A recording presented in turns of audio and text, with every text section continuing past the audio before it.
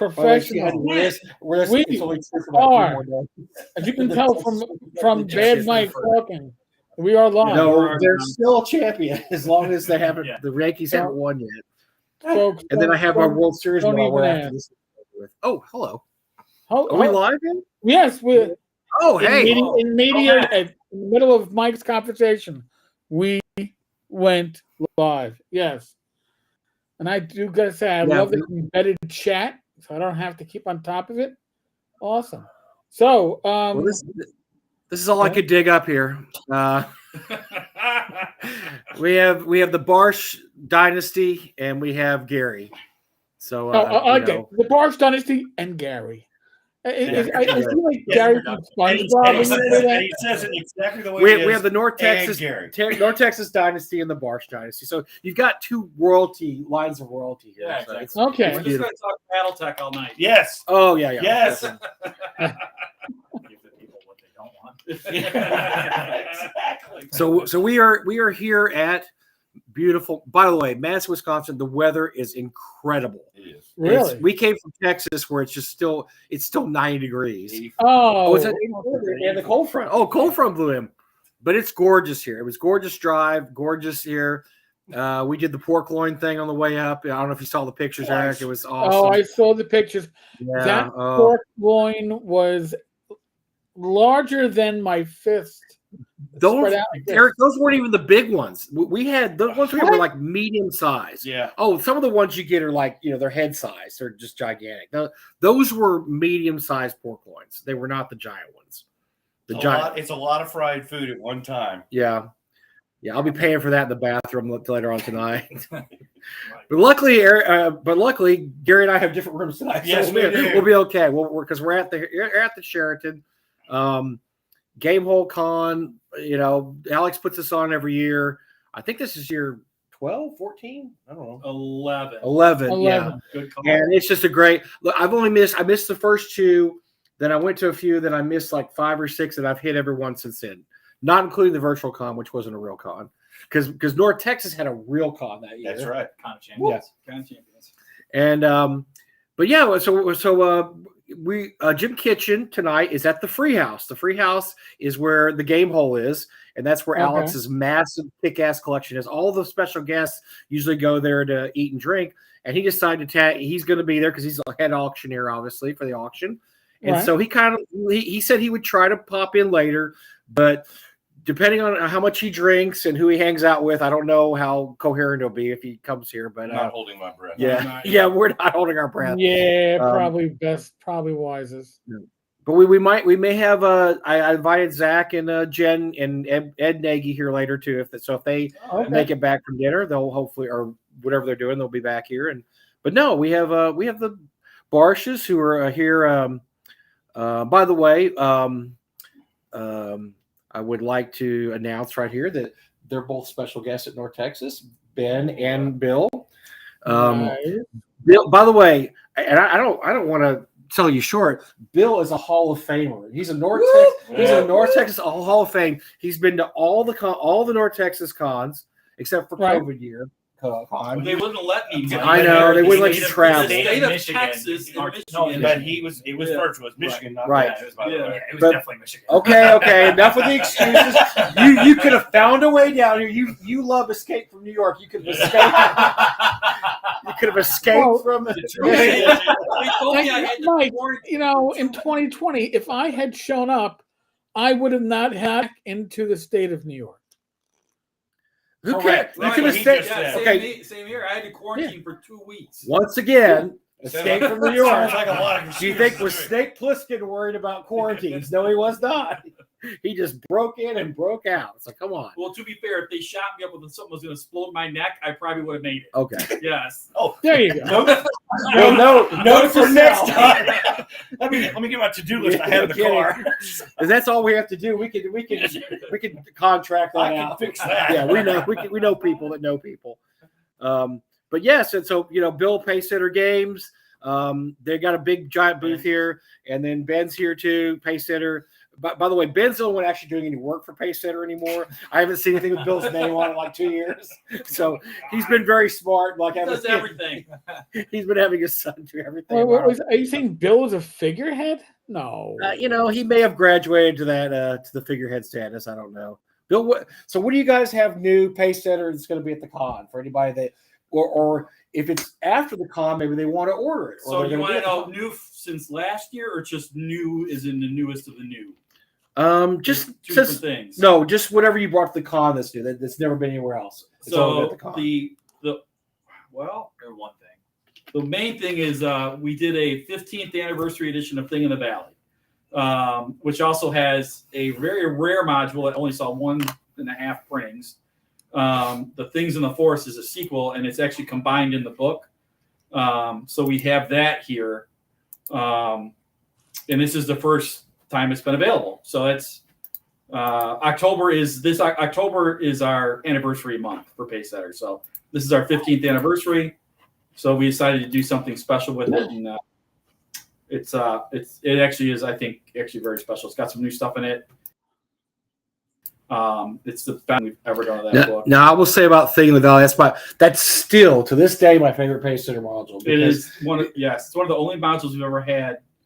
Through Pace Center. It's been pretty much in continuous print since day one. It's really, really good. That's probably the best thing ever published. And then it was downhill from there. It was, you started way up here. Yeah, that was the first thing. We've got 110 other publications since then.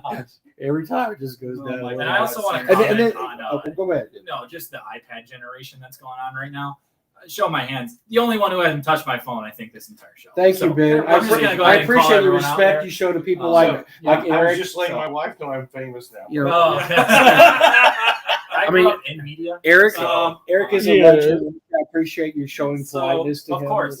Thank you. The other thing we have is we started reproducing all our tournament adventures that we've run, most of them in North Texas, a couple at Long Con, one at Philadelphia Con. So we usually print those and sell them at the convention, and that's the end of it. So what we've done is we started reproducing all of them. We're about I think 11 modules in right now, and we've brought all of them here. So if you never got a chance to buy some of the tournament books from 14 years ago, you can buy them now. We do have. I have some. They're really nice. I love the four-way. I love the coil. Yeah, we've redone them in coil. They're really nice. So they're lay flat. They're perfect to run at a game convention.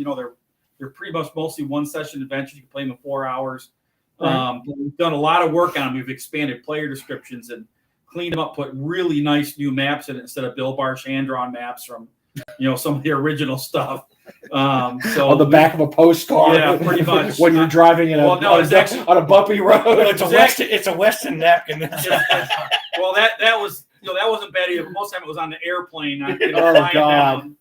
Down. But no, they look really nice. We're really, really happy with them. And again, many of those saw one print out of North Texas, and we've never done. Yeah, and if you didn't go to North Texas, you probably you didn't get a chance. So you didn't see them all. Those are the big things. We've got some other new products that came out at North Texas that are here, the home stuff that we do. But yeah, we're real happy, and thanks for giving us a chance to talk about that.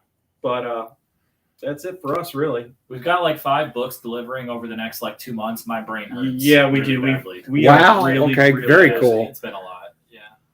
Well, nice to know that you guys are still publishing, putting out stuff. Now, are you doing 5e stuff, BX still? Or what system are you guys using? You just so confidently said that word that is equivalent to Voldemort.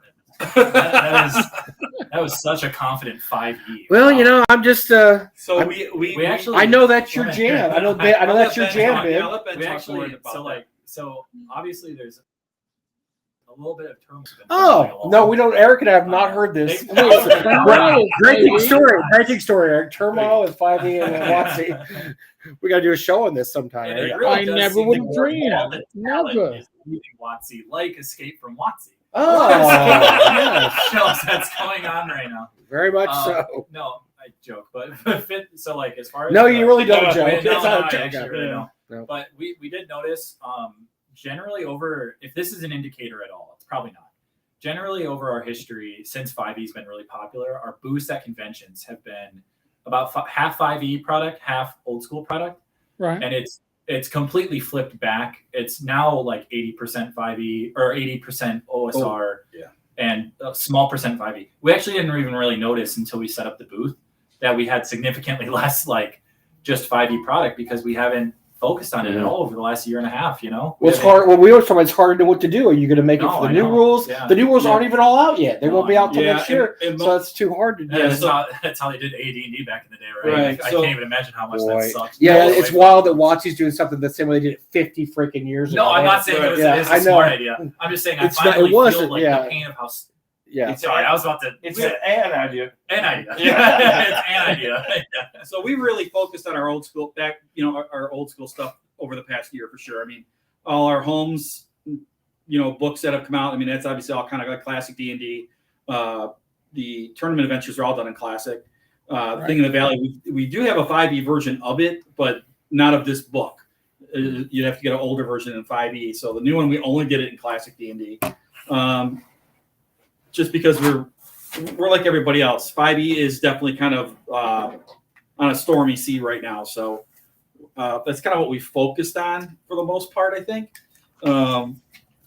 We'll see. This will be an interesting convention to see how that goes because this traditionally has been more of a 5e crowd for us for sure. Yeah. Right. So we'll see how that goes here.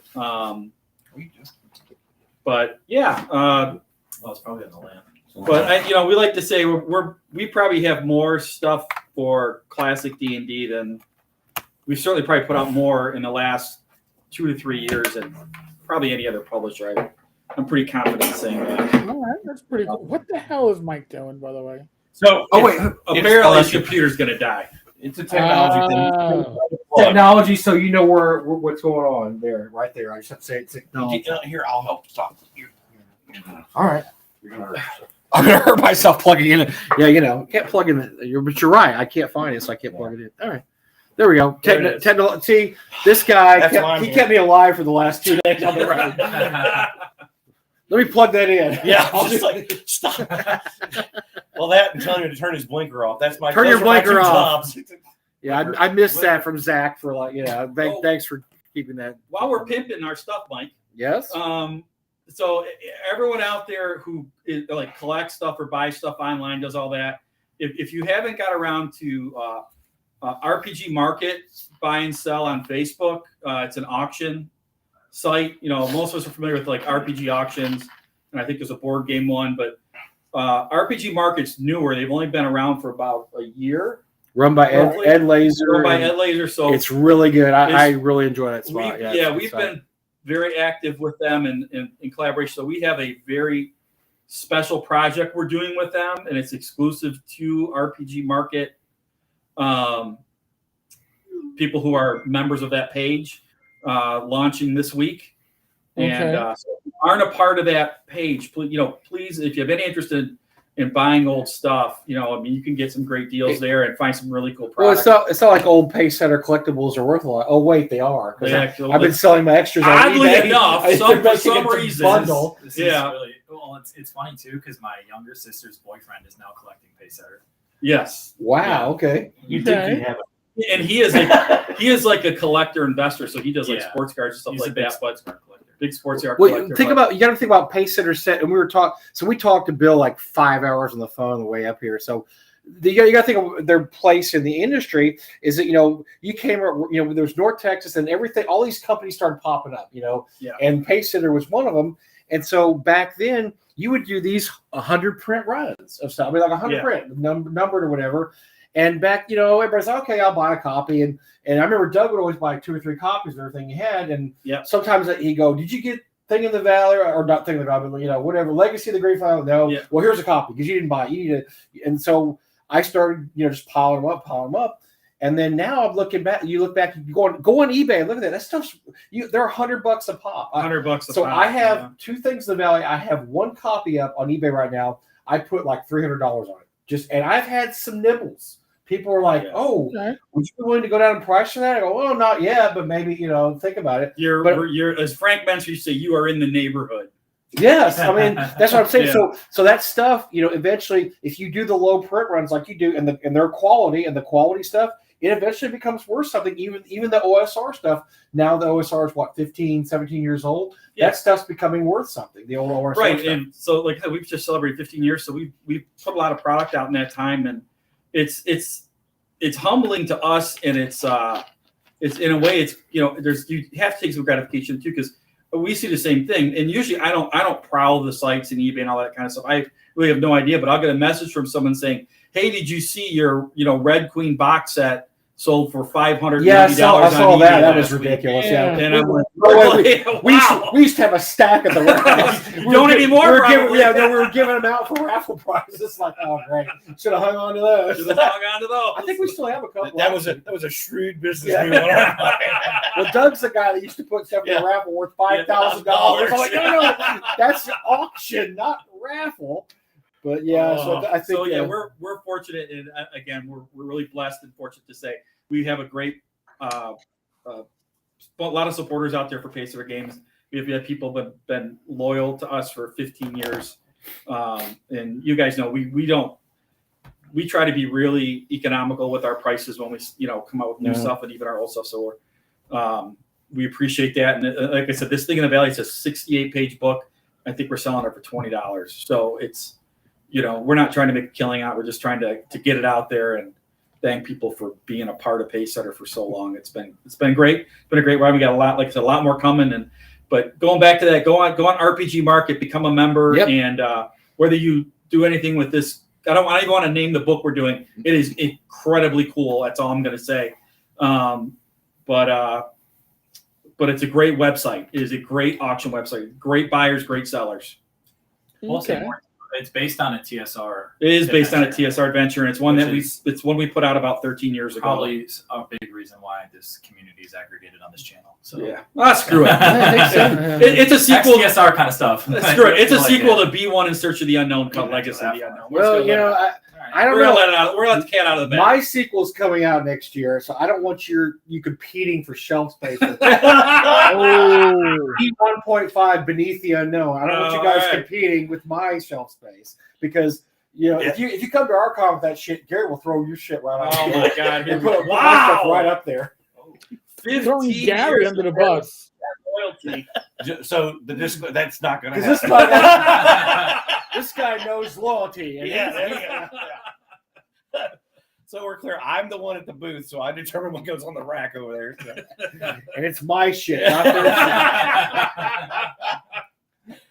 We should do like a team up, like a superhero team up. Maybe we can make the modules relate to each other. Buy this, but also buy this because there's something in that that's not in this. So there you go.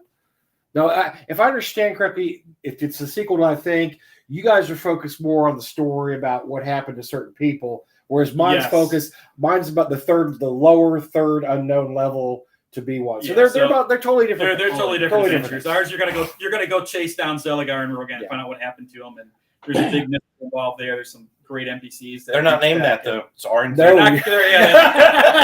changed the names to protect. If Roxy is watching, we are not. That's not the name. That's not the name. No. But anyway, I can guarantee you right now, I would probably put a fair amount of money. There's probably 3 people at WotC that know the names Rogan. I would probably wager you would win that bet. Well, because Kurt's not there anymore. That's two. So yeah, you're probably right on that. Well, the 5e product lead too is this his last project he's working on.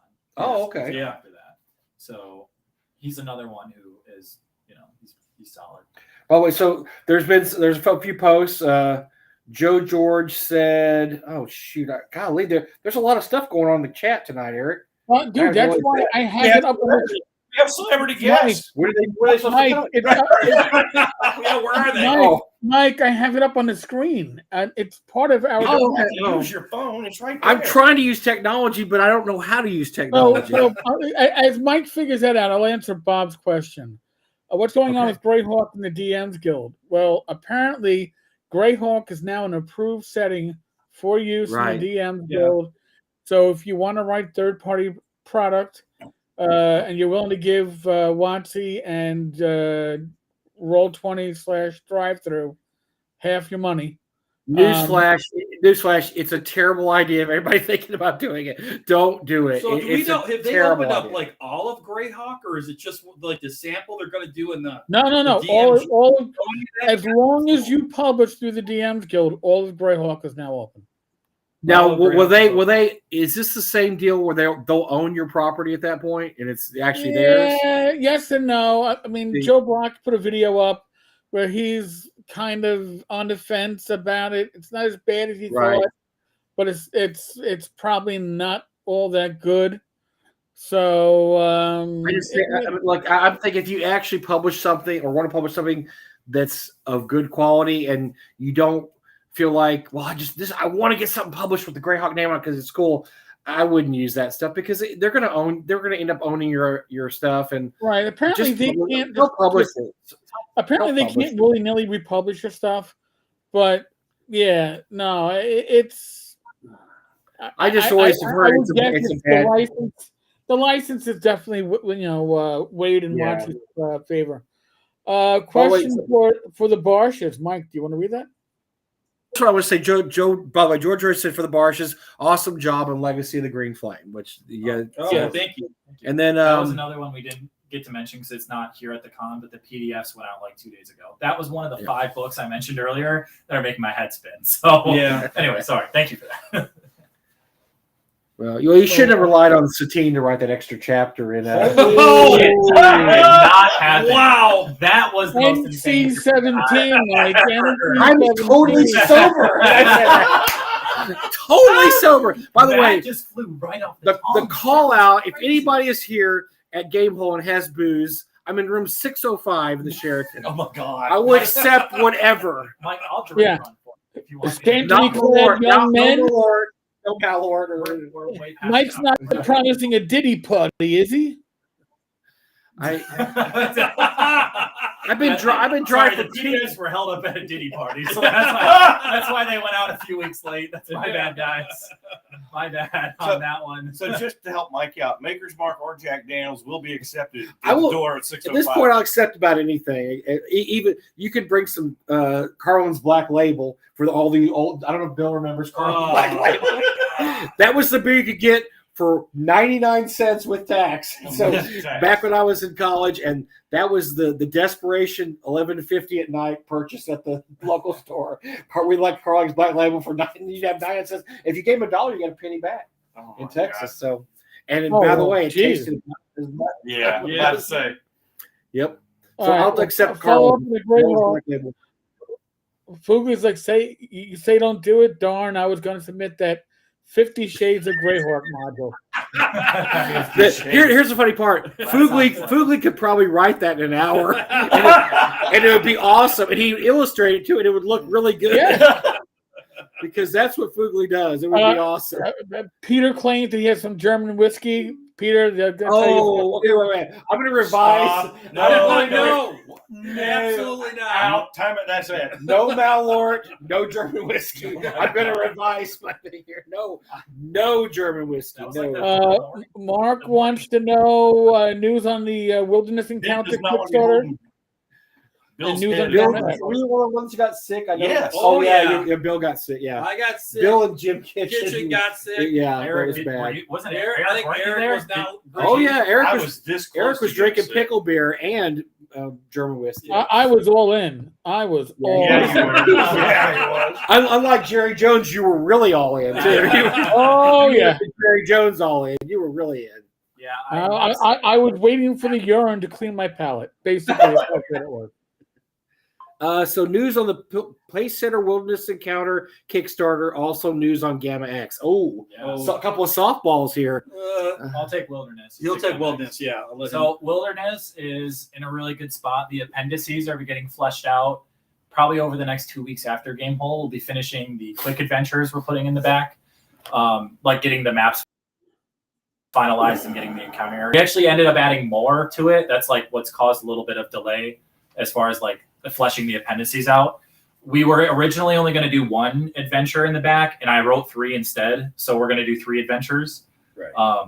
Each for like the level range we promised. So 1 to 3, 4 to 6, and 7 to 10 will each have their own, like obviously like section in the book, but then encounter dungeons as well that are already written. So we added 2 more for the hell of it. And to clarify, we're on track with that. Yeah, we're still like we're 7 months. Right, we're doing more, which is taking us more time, but we're still on track. For everything on that, so which is great. Yeah, we got some feedback from the editor we're working on. It was in the last update, but we're reworking the high level section a little bit, and then in that is where the idea to do more adventures came. So the high level part is very it's complex. It can't be too generic, but like when you're traveling over the wilderness, it gets generic. So then it becomes a lot of repetition, but you just have to like almost change the entire book to work differently. And the thing about wilderness is, especially if you go back to the old days, you could run anything from a kobold to a red dragon. I mean, it's all over the place. That was the scary thing about the wilderness back in the old days. We have that aspect in there for all the levels, but you still have to do some level of balance, right? So things don't always work out weird. So it's we just want to make sure we do it justice. I mean, Endless Encounters Dungeons has been our probably most best-selling, successful, talked about. Everyone just comes to our convention booths and loves that product. We know a lot of celebrities. I mean, I can name drop people. Steve Winter uses it all the time. Sandy Peterson came to us at Chaosium Con and said he uses it for Call of Cthulhu. Really? Which blew my mind. Yeah. So and then he bought another one for his granddaughter. So really cool guy. So we just want to make sure forest or wilderness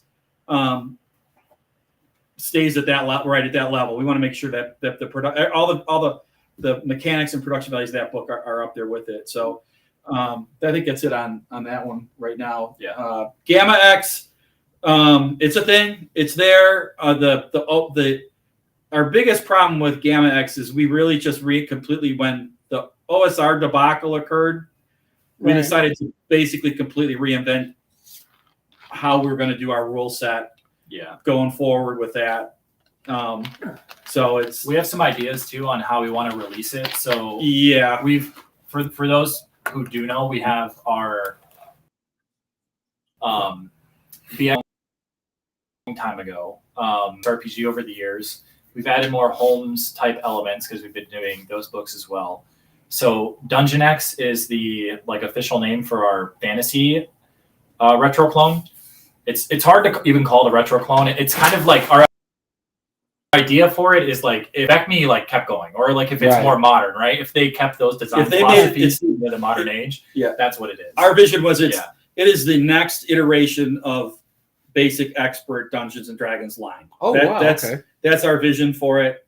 And I think we're not trying to reinvent the wheel here, though. So right. No. Hang on before we start saying the next. It's continuing with that core mechanic, except saying, okay, it's 2024.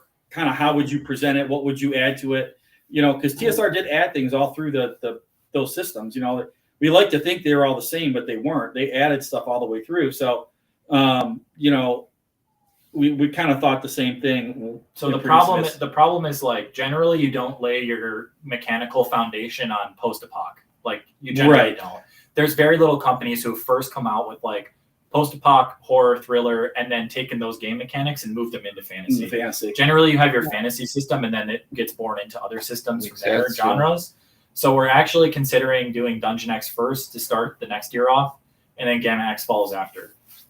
So pretty much back-to-back game Kickstarters, get the game filled. We have enough adventures. We have enough adventures for 700 tables for the rest of the year. Let's call it we don't need to do any more adventures, at the beginning of next year. So that's the loose plan is Dungeon X then Gamma X.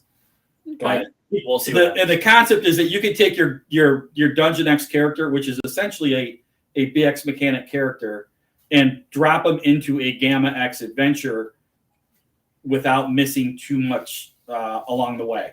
So, and vice versa. So that's, kind of they're integrated. They're not identical, but they're integrated. So you can use them together if you had to, or if you want to take your D&D adventures and drop them into a Gamma X adventure, you can do that. So, and to be fair, and also be clear, we have a lot of content done for this stuff. It's just, there's still more to go. Well, it's interesting because that was such a missed opportunity for TSR back in the day because they had a Western game, they had the Gamma World, they had D&D, and it would have been and of course if you go to the classic first edition Dungeon Master's Guide, there's a chart about how to switch your character between the different worlds. Hard. But they should have just put it all the same mechanic. It would have been super easy. Like you said, it was just back then they didn't think. That's not how they thought. They thought this is a separate game. This is a separate game. They didn't think, we could integrate all this and just have one system. But because people like to do that. People like to mesh genres, right? Right. I mean, it's a big thing. And Gary and them did all the time. And they had who was the gunslinger in Greyhawk? Right, Merlin, the gun. He had 6 guns. He was from Boot Hill basically, and campaign. They switched him over, and so they did that all the time. That their own campaign was wild and woolly, over the top. Characters came from whatever. Well, I mean, Expedition to the Barrier Peaks is essentially a Gamma World adventure they dropped in D&D. So that's the kind of mashup that we enjoy doing too from time to time. So that's where we're at with it. So Gamma X is still there. We haven't. I know we've been talking about it for a couple of years now, but we're going to do a lot more heavy play testing after the first of the year with it. Fugly said, when you mix all those, don't you just get Arduin? Not far from the truth. You can, yes. Because Arduin is wild. Yeah, it's the kitchen. You could have some crazy stuff after. Well, that's cool. Well, thanks for coming, guys. Appreciate it. You're welcome. Let me ask you a little bit. So, are you running any games? Either of you this convention? No. So you're not going to just work in the booth and spread. More of a working convention for us. Mm-hmm. And then it's a long working day, and then usually the evenings are get together and hang out with you guys. Yeah. Networking, and all that kind of thing. So. Trying to find Ben a girlfriend. Oh, yeah, we do all that stuff. We tried to girlfriend at a game convention. It's look. It's find one back home. It's 500% more possible now than it was when Bill and I were going to conventions 40 years ago. More possible. That is true. I will say, like the pop culture conventions, me and my friends go to, like, the one in Chicago. Well, I went to C2E2. That's like 50-50. I went to PAX Southwest. Sadly, the last one they had, those before COVID, PAX Southwest a few years ago, and I was like, wow, I would have loved this at 18, 20. Right, this would have been really, really fun. Now I'm married and 50 years old, or 55 years old. It's not that much fun, but yeah, it's the culture's changed in that regard really a lot, because there's more gateways. Oh, definitely. By far, yeah. Because like most people aren't starting with RPGs still, they aren't, but they're playing. Their Nintendo Switches growing up, or like I had a Game Boy growing up. Like my sisters they're like really nerdy. Like my granddaughter plays video game. I mean, a lot of girls that age, when I get online and do my online games with my grandson, there's it's girls. There's many girls as guys playing those games too. Yeah. And they're usually the ones kicking your ass. They're like, God, what do you do? Oh, Ash 8568 is it just kicked my ass, which is why I don't play. There you go. No, that's cool. Yeah, but that's actually good to see in the gaming show. I love going to North Texas now because you have such a bigger diversity than, like, once again when Bill and I were first going to conventions back in the late. I don't know when you started. But I started early '80s. I think my first convention was 1980. I went to my first convention in the fall. Wow, you're way ahead of me then. Yeah. I went to mine was a comic book convention, and I believe maybe it was 81. It was 80 or 81. I went to a comic book convention, and I was blown away. I didn't even know they had conventions for. I had no idea either. I went to WinterCon 1978. Oh wow! So, yeah.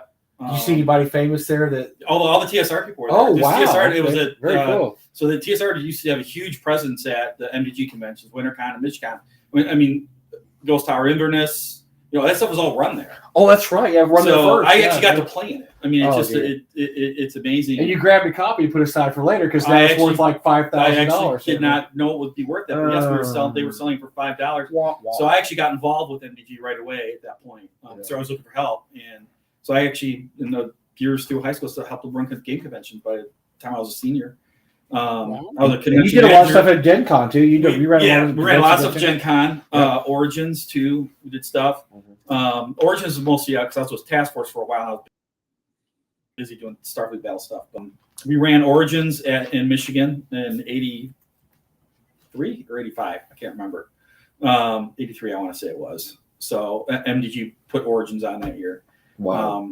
And I was a convention manager on Saturday. Oh, cool. Yeah, I still have all my all my books and Well, everything was there was no internet back then, so you're probably old enough to remember on paper. So when my first gaming convention, this is old enough to remember. They actually had war game conventions and game conventions, which back then you could. This was WarCon. Aggie, it was at for College Station back in the early 80s. It's called WarCon, and it was all war games. But they did have a few RPG games that actually have a tournament that got a 3-round tournament. I got there that I've had for years. I've made photocopies for friends of mine because I don't believe it's published anywhere at all. Yeah. But I mean, it's this thick. Each round's like, and then Aggie Con was real big back then too, which is also College Station. But that was all gaming with a few war games. And back then, there was a lot of war game conventions. Our conventions were probably at least 50% war games back then. I mean, I talk about role playing because that's kind of what we talk about here on the show. Right. But it kind of half that convention space was dedicated to war games. People bring sand tables. You'd be fighting, World War II mini battles. With the big CNC miniatures was big back then. Who else? GDQ was another one. There's a convention in Dallas. There was tons of war games back then. And that's the only one I can think of in the area of the Southwest. There's one in Texas. It's called, I don't remember. It's down South Texas. But that's it. That's the only. And today it's a different world. Well, and people died. Our generation died out. And then the war gamers died out. And now honestly, there's better war games on video. They're not even popular on video games either. Really? Yeah. Like they're just so hard to pull off. Like the biggest war game, in my opinion, and I might even get flamed for even saying it's a war game, is Battlefield. Which is Call of Duty but bigger. Mm-hmm. Right. And everybody and even then, Battlefield 20. I don't know, the newest one came out, was famous for a week. Is Axis now really considered about a war game, or is that more just like a war game? I think they're online game. So I can definitely consider a war game. But the big thing you have is you don't have the publishers are all gone. Yeah. Right? Yeah. SPI's gone, right? Uquinto's gone. Even West End used to do some stuff. Who owns Avalon Hill stuff? Avalon Hill's still around. Right? I don't think it's that. I think Watty owns it, right? Or but the producers are. Watty bought SPI. No, but I'm saying it's Hasbro. I think that Avalon Hill falls under Hasbro. True. Oh, Hasbro. You think Avalon? Oh, yeah. Hasbro's bought. Yes, that's correct. And then probably like you were saying, with sure, like SPI, every SPI property, but they're not going to republish them. Why would they? I mean, is Sniper going to make any money in 2025? Well, no. To be fair, I think they could. I think so too, because if you market the right staff to do it. So I have a question. So is Battletech considered a war game? Yes. Okay. But it's made a resurgence. Battletech is huge. Both Kickstarters made over 5. Because it crosses so many genres, Gary. It's not just war game. It's a miniature game. There's aspects of role playing. It crosses a lot of genres. We're over $7 million. I know. I'm saying it's great because it crosses genres in a great way. And North Texas, it has a great 8 history. Games this last year. I mean, Battletech just didn't Battletech has a whole complex history, so you could really get into Battletech. Right. Yeah. It's like it's like the Game of Thrones people that research everything. I mean, you go back all the old Battletech properties, and there's a whole gigantic history there that makes the game more. But it is considered. But it is. But it's also, you're right. It's a tabletop miniatures game, probably more so than anything else. And that you get the Warhammer click aspect of it. So I think that adds to that. Squad Leader is probably one of the best games ever produced in the history of war games. You could not bring that back today, probably worth a damn, and get people to buy and play it. No, it'd be very hard. And I love it. Would be a nostalgia, maybe a nostalgia. I'm not people love Squad Leader. Squad Leader's amazing, but and I know it's still a niche thing somewhere. Yeah, it's back in the day, that was the for a while. Oh yeah, Yeah, my old story. Right. That was when I was to high school. We had a guy called Papa Squad Leader who wore a hat. And he would sit in the back of the cafeteria, and he always had Squad Leader games going every day back there. And then when we came with D&D, there was a war between the Squad Leader people and the D&D people because there was only so much table space, and Papa Squad Leader was not giving up his Squad Leader part, but he graduated the next year, so then we had the whole table for ourselves. Right. But yeah, I mean that was the thing. They had all the Squad Leader tables out every day at lunch because 35 minutes. It only takes you 5 minutes to eat when you're 16 years old, 17 years old, and then you play Squad Leader the rest of the time. And that you talk about these conventions. There used to be Squad Leader tournaments, right? Oh wow! Yeah. I mean, it existed. It was a thing. It's a tremendous game, but war games are. People just look at gaming differently today. Yeah. Right. And just the role playing games have an appeal because of the immersive aspect of it that you can play your own character. I actually think you're a little off. Okay. I actually have your analysis. He's gonna drop a knowledge bomb on you. No. Here's why. Because war was just looked at differently back in the 80s. I would have to agree. I think just full stop. It's just a different. You had a lot of World War II veterans that were still alive in the 70s. Exactly. And there was an immediacy to that because you're thinking 1975. That was only 30 years after World War II, and there were still World War II guys. Well, there's fascination in the history of it all. And now we don't have any. The U.S. was involved in that troops were deployed in that level.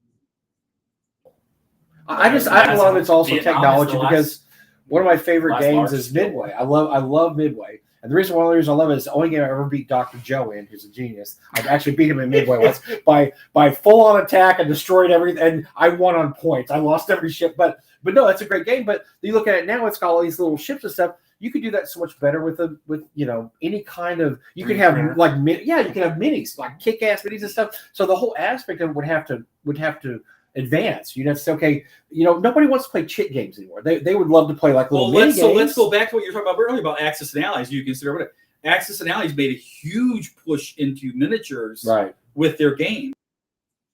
Right. All of a sudden, you could buy all airplanes and instead of just using the counters, they made a giant cards that. They did good too, right? I think they're tremendously collectible and expensive to buy now because they only did it for a while. Yeah. So so if you did it that way, maybe you could do something like I'd pay to see a giant Midway board with actual kick-ass 3D miniature ships. Oh, for sure. But I think if you put out a war game today, you'd have to follow that. I think you'd have to get away from just the old quarter-inch thick rule book. With 8,000 rules and counters, and you definitely have to go into something. And Bill, with more miniatures. You're like me. You read those SPI and Avalon rules. They were bullshit because they would take 6 paragraphs to explain one thing that you could actually easily. You're talking to a guy who designed and wrote Starfleet battle scenarios, for like 10 years. So I know. I always remember a review from one of the Avalon Hill guys that said we deliberately made the games obtuse because we respected our audience enough to figure they would figure out. But they basically wanted to chase off the guys just came into play. They wanted to look at it and go, oh, this is too complicated. They were appealing to their audience like, you're playing a game that's so complicated that the regular person can't play it. And so they deliberately made it obtuse. And they made that. That's why they had Rule 16.2A5 fourth. I mean, and you have to go down to find. This happens. You throw a hand grenade when there's a half track. They would do things like. But that. only at 75 feet. No, really. At 100, at 150 feet, it's you have to check. Then you have to check your weather chart. Exactly. Okay. So yeah. Oh, absolutely. But what? I love that. I don't think war games are maybe out of like. I think it's just Call of Duty now. That's true. That's just it. You're right. You're right. No, you're right. My first introduction to gaming period was in 19. That was a lot of people's. Yeah, the Avalon Hill game. Yeah, definitely. 7.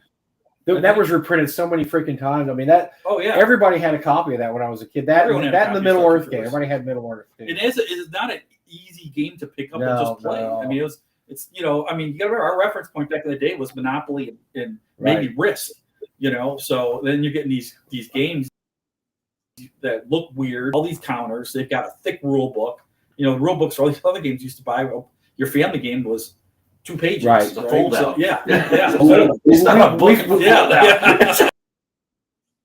We figured out how to play the big box game.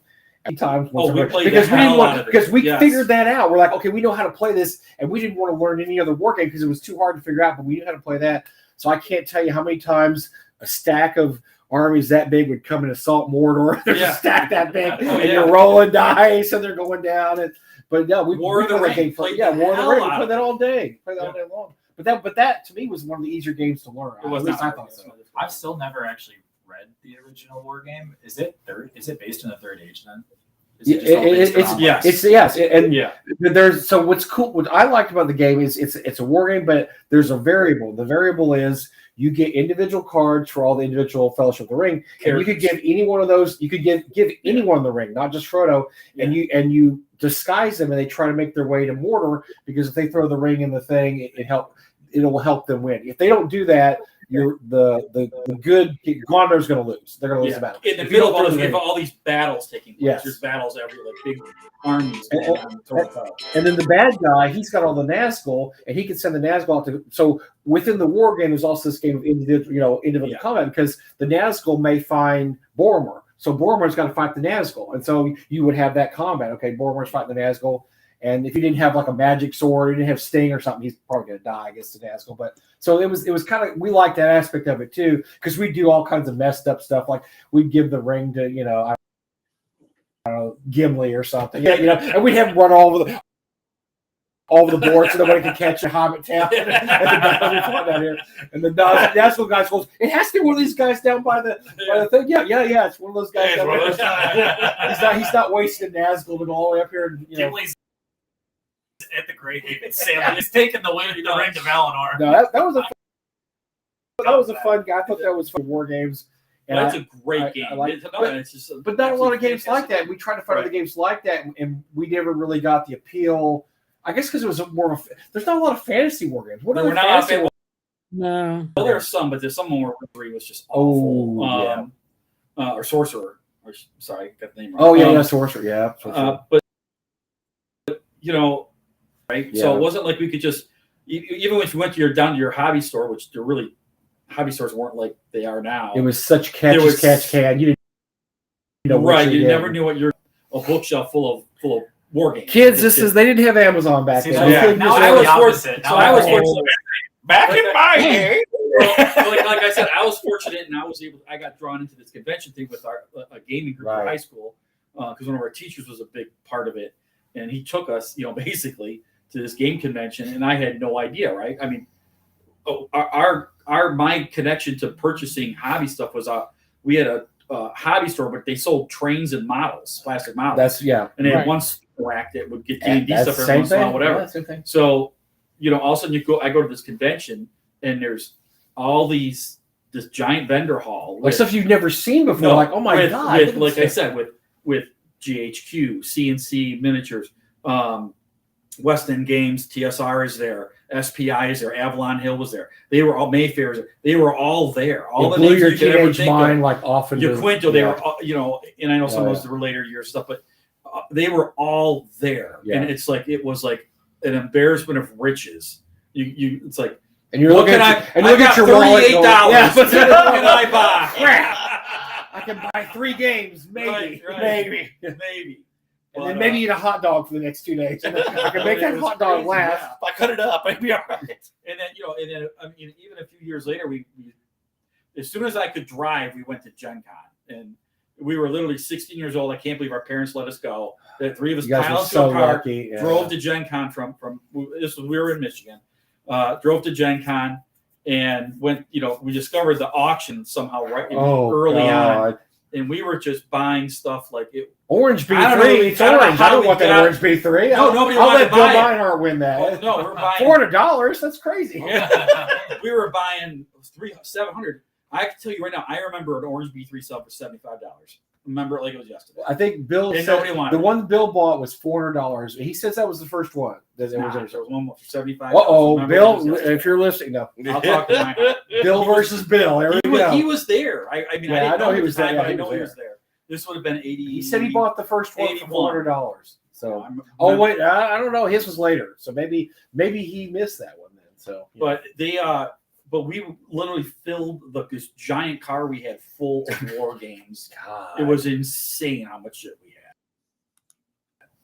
and we could. It was you guys were very lucky in the Midwest because you had we so were many very conventions lucky. We up had so here. many conventions. You had Michigan. You had, the big conventions, and we were they stuck were in big Texas. conventions. Yeah, we Texas really didn't. had no gaming conventions. And the first one I remember, there was a convention called Dallas Fantasy Fair that started in the early mid '80s, but they were everything. They had comics, science fiction, horror, war games, and that was the first place I went to.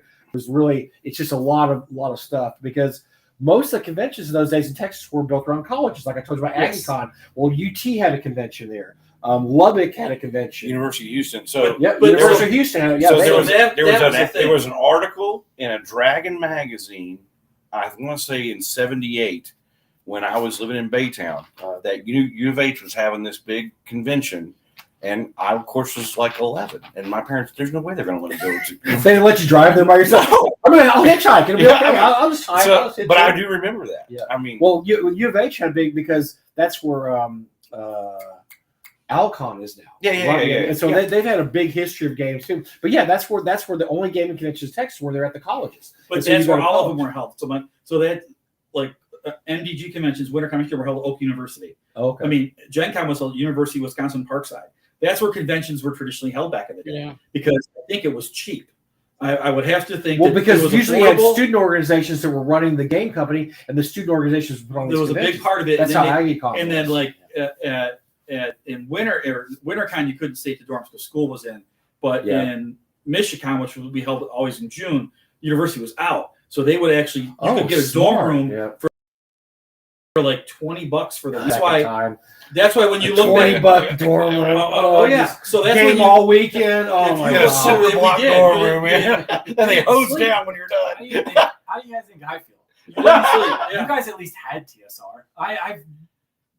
You've got an embarrassment of riches. There is so much good stuff out there. Yeah, but we had basically one venue. I would trade it. Okay. Well, just to go back and see, I just want to see so badly what Gen Con was like. You just want to see what Darlene looked like when she was 24, and let me tell you. Thumbs up. I love you, Darlene. So Darlene was one of the only women at Gen Con back in the day. I'm here to tell you that we're not. I've seen pictures. Thumbs up. Thumbs up. Darlene does art for Pace Center. She's a wonderful woman. She's a wonderful woman. She's a classy, wonderful woman. Everybody be nice to Darlene. Everybody loves Darlene. We always run into you're gonna see a Darlene piece in Legacy. In Legacy, Oh, nice. That's very cool. Get to work for well, it's really cool because the OSR has helped her too because Greg's used her, Greg Gillespie. I mean, she's got art and she's been doing new art for OSR products, and that's awesome. She's done art for North Texas. That's true. Yeah, yep. She's just a wonderful. Yeah, so she's really cool. We'll have her back at North Texas again this year. So, but so very, very easy to work with too. Oh, you're always getting a mixed bag when you work with people from other eras. But Darlene's not like that. Darlene is not like that. She's super. But if you go find a bunch of old programs from old conventions from back in the day, I'm telling you right now, 9 times out of 10 they were most likely held at a college or university. Somebody needs to write the history of conventions. I think just conventions. Because seriously, because how many people were there that knew all this stuff? The space was affordable. You're absolutely correct because that's all the kids I remember when I was, like I said, AggieCon, WarCon was at College Station. AggieCon was at College Station. Yeah. I don't remember the other ones. There was one in what's the college in Dallas? Not Dallas Baptist. SMU. There was one at all the conventions that Dallas Fantasy Fair was the first one that was not a convention. It was actually the convention center. And that was the biggest convention I went to when I was a kid. And I loved it because, like I said, it was I say a kid, I was in my 20s. And it was everything. I had everything there. And that's the first one I remember, like, wow, this is actually like a real convention, not like a college, they just have a college thing. But you're right. It's probably because it was cheap. It was cheap. And I know that, like I said, AggieCon is run by the students. The students run AggieCon here. They flip their membership every semester or every year because people graduate and stuff like that. But now I think about it, I think most of them were run by student organizations. Well, if it wasn't even student organization, it was, like I said, it was just a university space. Than it was to get into private space. And that transition happened in the middle late 80s when all of a sudden you saw stuff started to develop into convention centers. Like Gen Con moved into Mecca and Milwaukee. When we ran Origins, we ran it at in downtown Detroit. It's called Cobal's Giant Convention Center instead of at a campus. So you saw that transition happen in the middle to late. Do you think 80s. the barriers? I mean, the barrier. Well, the cost went is, up, right? Cost went up too. Yeah, barriers are higher, much higher now Yeah. to put on like if you're a guy just starting out and you want a convention, you've got to either start really small and just have it like at, I don't know, your local library or a pizza parlor. Or like our first convention was a La Quinta. I mean, 3 rooms. Or you got to do like Ron Meister is like, I'm going to go big right off the bat, and we're going to get this big thing. You pulled that right in my head. That's a great segue. Yeah. I was going to say, you're talking right now about like the student-led organization part of convention organization, right? I feel like most conventions, there's so many volunteers. God bless that there's so many. Yeah, they don't need that. But Ron actually does have a collaboration with Rowan University, I think it is, out in Philly. Yeah. So they had a whole student-led thing. They ran the free-to-play area. They ran a bunch of games. They ran they were great. It was so refreshing to have like this kick-ass group of like college kids who, all right, I'm out of college. I know everyone says I'm the young kid. I've been out of college for 3.5 years now. So I'm tired. Like I'm fucking tired. Okay. School was way better. Way better than this shit. This adult life First shit. of all, so you get all these kids who are bright-eyed and you turn 61, and then you're tired. Yeah. You ain't tired, kid. No, sorry. I know. Your dad and I are tired. You're not tired yet. Well, what Ben says is great, but it's also kind of funny because it was they're all young. They're all 18, 19, 20-year-old kids volunteering and helping. And then Ron had this like volunteer special guest dinner, and we're all kind of hanging. It was, I don't even know what the word is to use. When they come up to me and say, what was it like back in that? The old days. The only thing I can think in my head is, you Walker. I was there, Gandalf. Yeah. 1,000 years ago. Back when we used to have chits. Have you heard of chits? You know what chit is? What's a chit? I know the chit. But the crazy thing is, it's wonderful because they were absolutely interested in what you had to say about what the hobby was like. Because it was like cloning 20 of me. It was like people was who are so actually cool. interested. They were That's great. awesome. A lot of what I get, I who are interested about like people like who I talk to at game stores or younger people who I know who play games. They just have no concept of anything pre-5e. And I know we all know this, obviously. Right. This isn't new information. Well, a lot of them were born in 2000. 5E's been I was around. born in 98, so I was 5E's born been around for 14 years? Right? Yeah, 5e, 14 years. 14, you were 10 years old. You're 24 now. That's what you grew up playing. And I've talked to so many people that, to me, it's weird because, so we're all different, us three, because when we grew up, there was still 1E out, and then we saw the advanced 2E, 3E, 4E. But yeah, our perspective is screwed up because people like Ben's age broke that history. Right. They're like the first game they played was 3E or 5E, and that's what's cool about conventions like North Texas because I see kids no 4E for these suckers. Come on. No, there's no 4E. but people Ben's age or even younger will come to convention.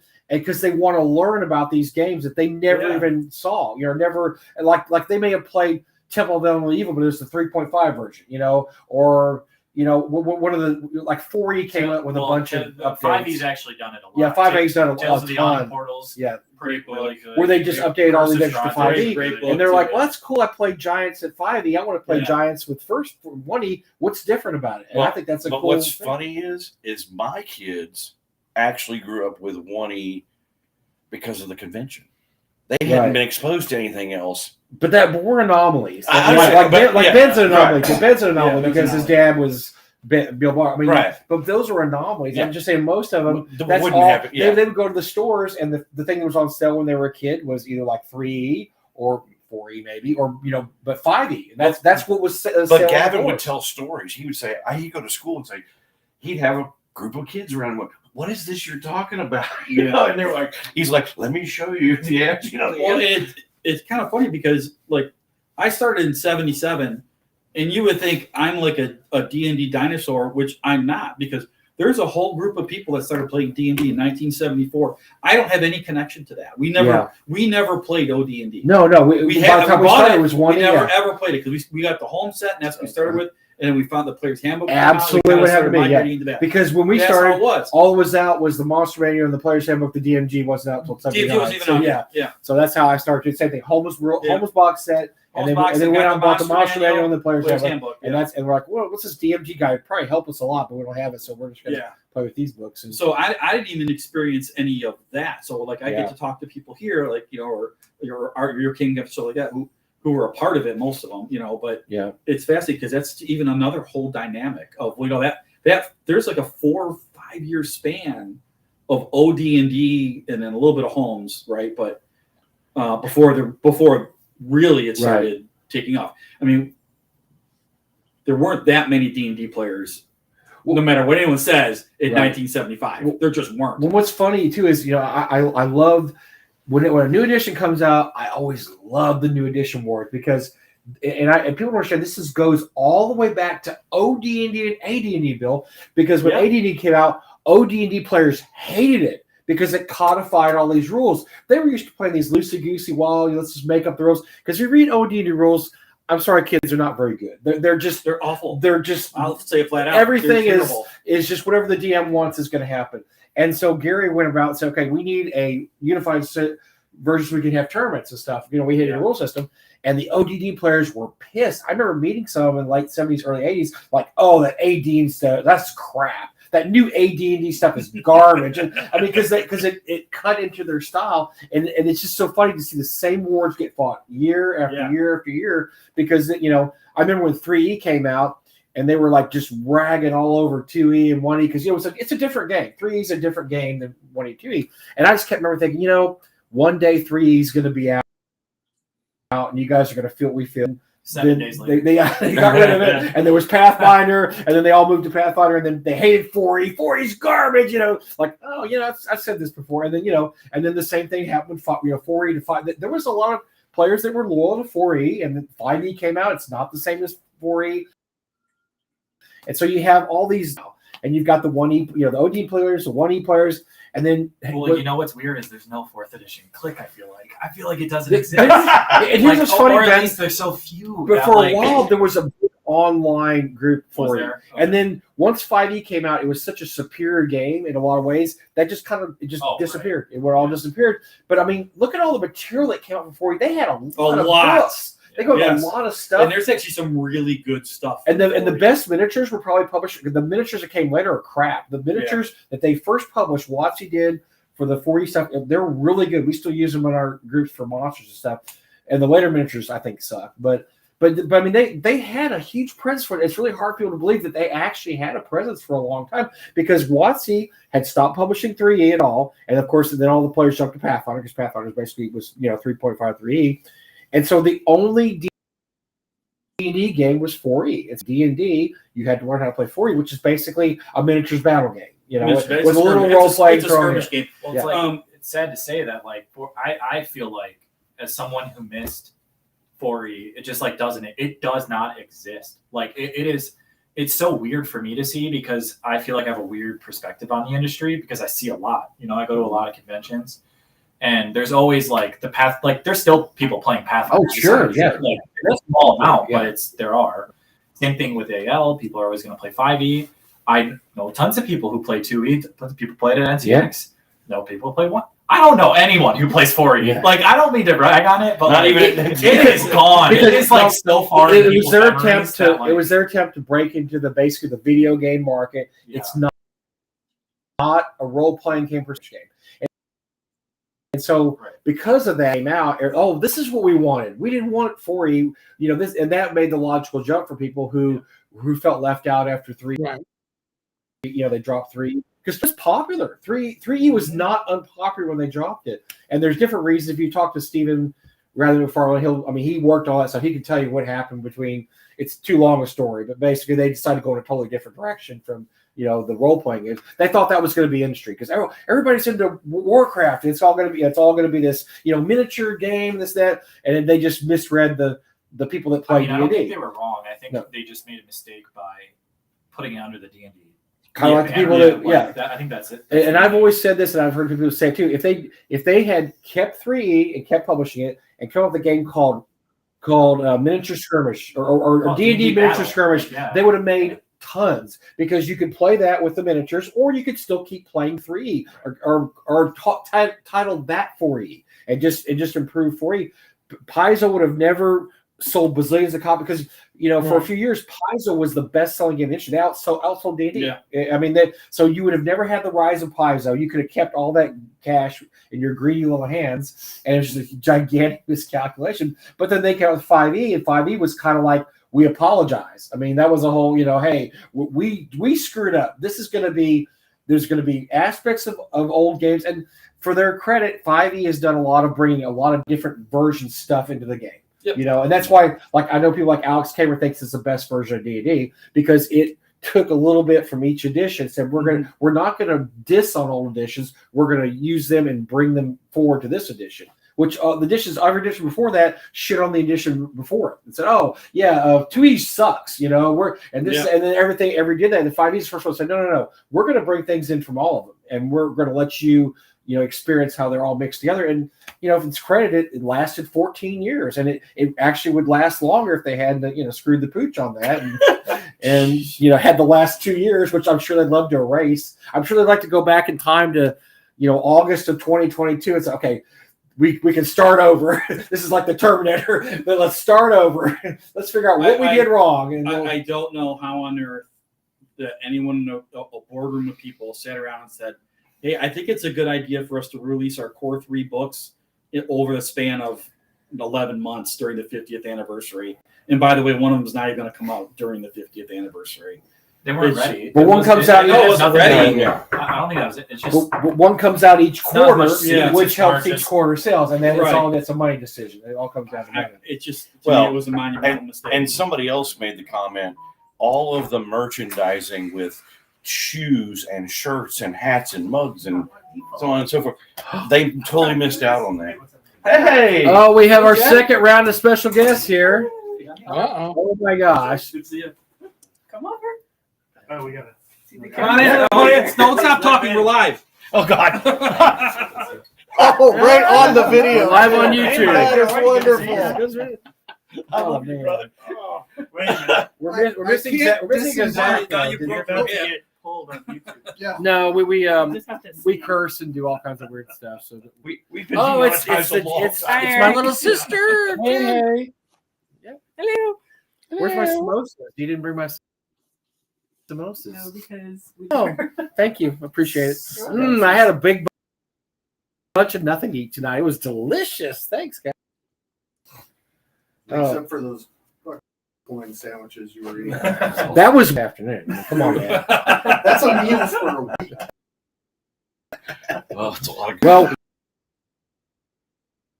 That's a lot of fry. What we had insides look like right No, now. no, I don't want to. those things legitimately scare me. Yeah, that's. They're delicious. They're delicious, dude. well, you chose onion rings instead of salad. The other way, and I don't think salad was on the menu there. No, there was no salad involved. So Garnish. just so we're clear, I was a little scared to put grease and salad together in a car for that kind of time. We had. I was concerned about that would not have been a good idea. No. Salad shooters.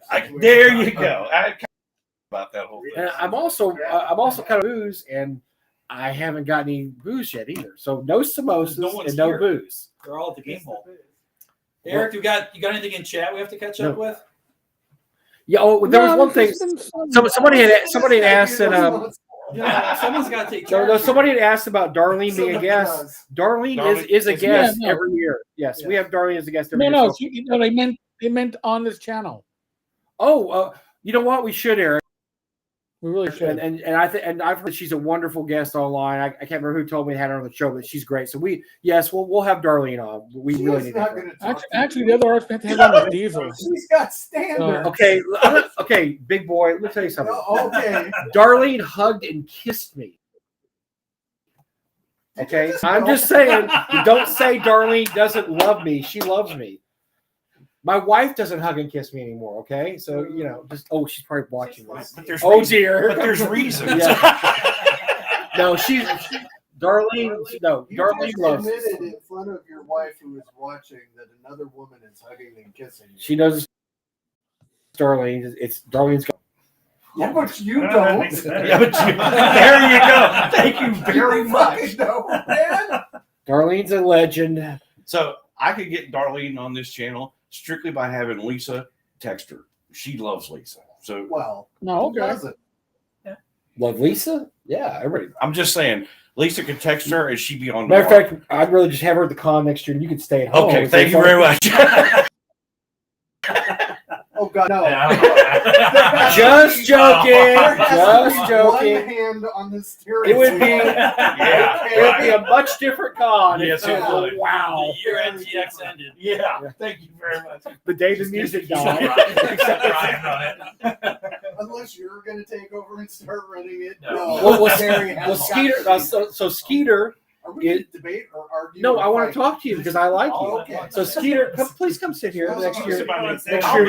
Next to your Yeah, male crushes take here. this I know these are your male. yes. So Skeeter is doing something really, really cool with Alyssa Fadden. Could you explain what you're doing at GameHole this year? We have acquired our own room where we are running Call of Cthulhu and Chaosium games exclusively in a boardroom. So you get a very intimate, Hey, ooh, easy. in not a bad way. Slow down, Gabriel. You get to play a game where you're not in Gen Pop and you don't have people around you. Can't hear You can yourself in? actually, Yeah.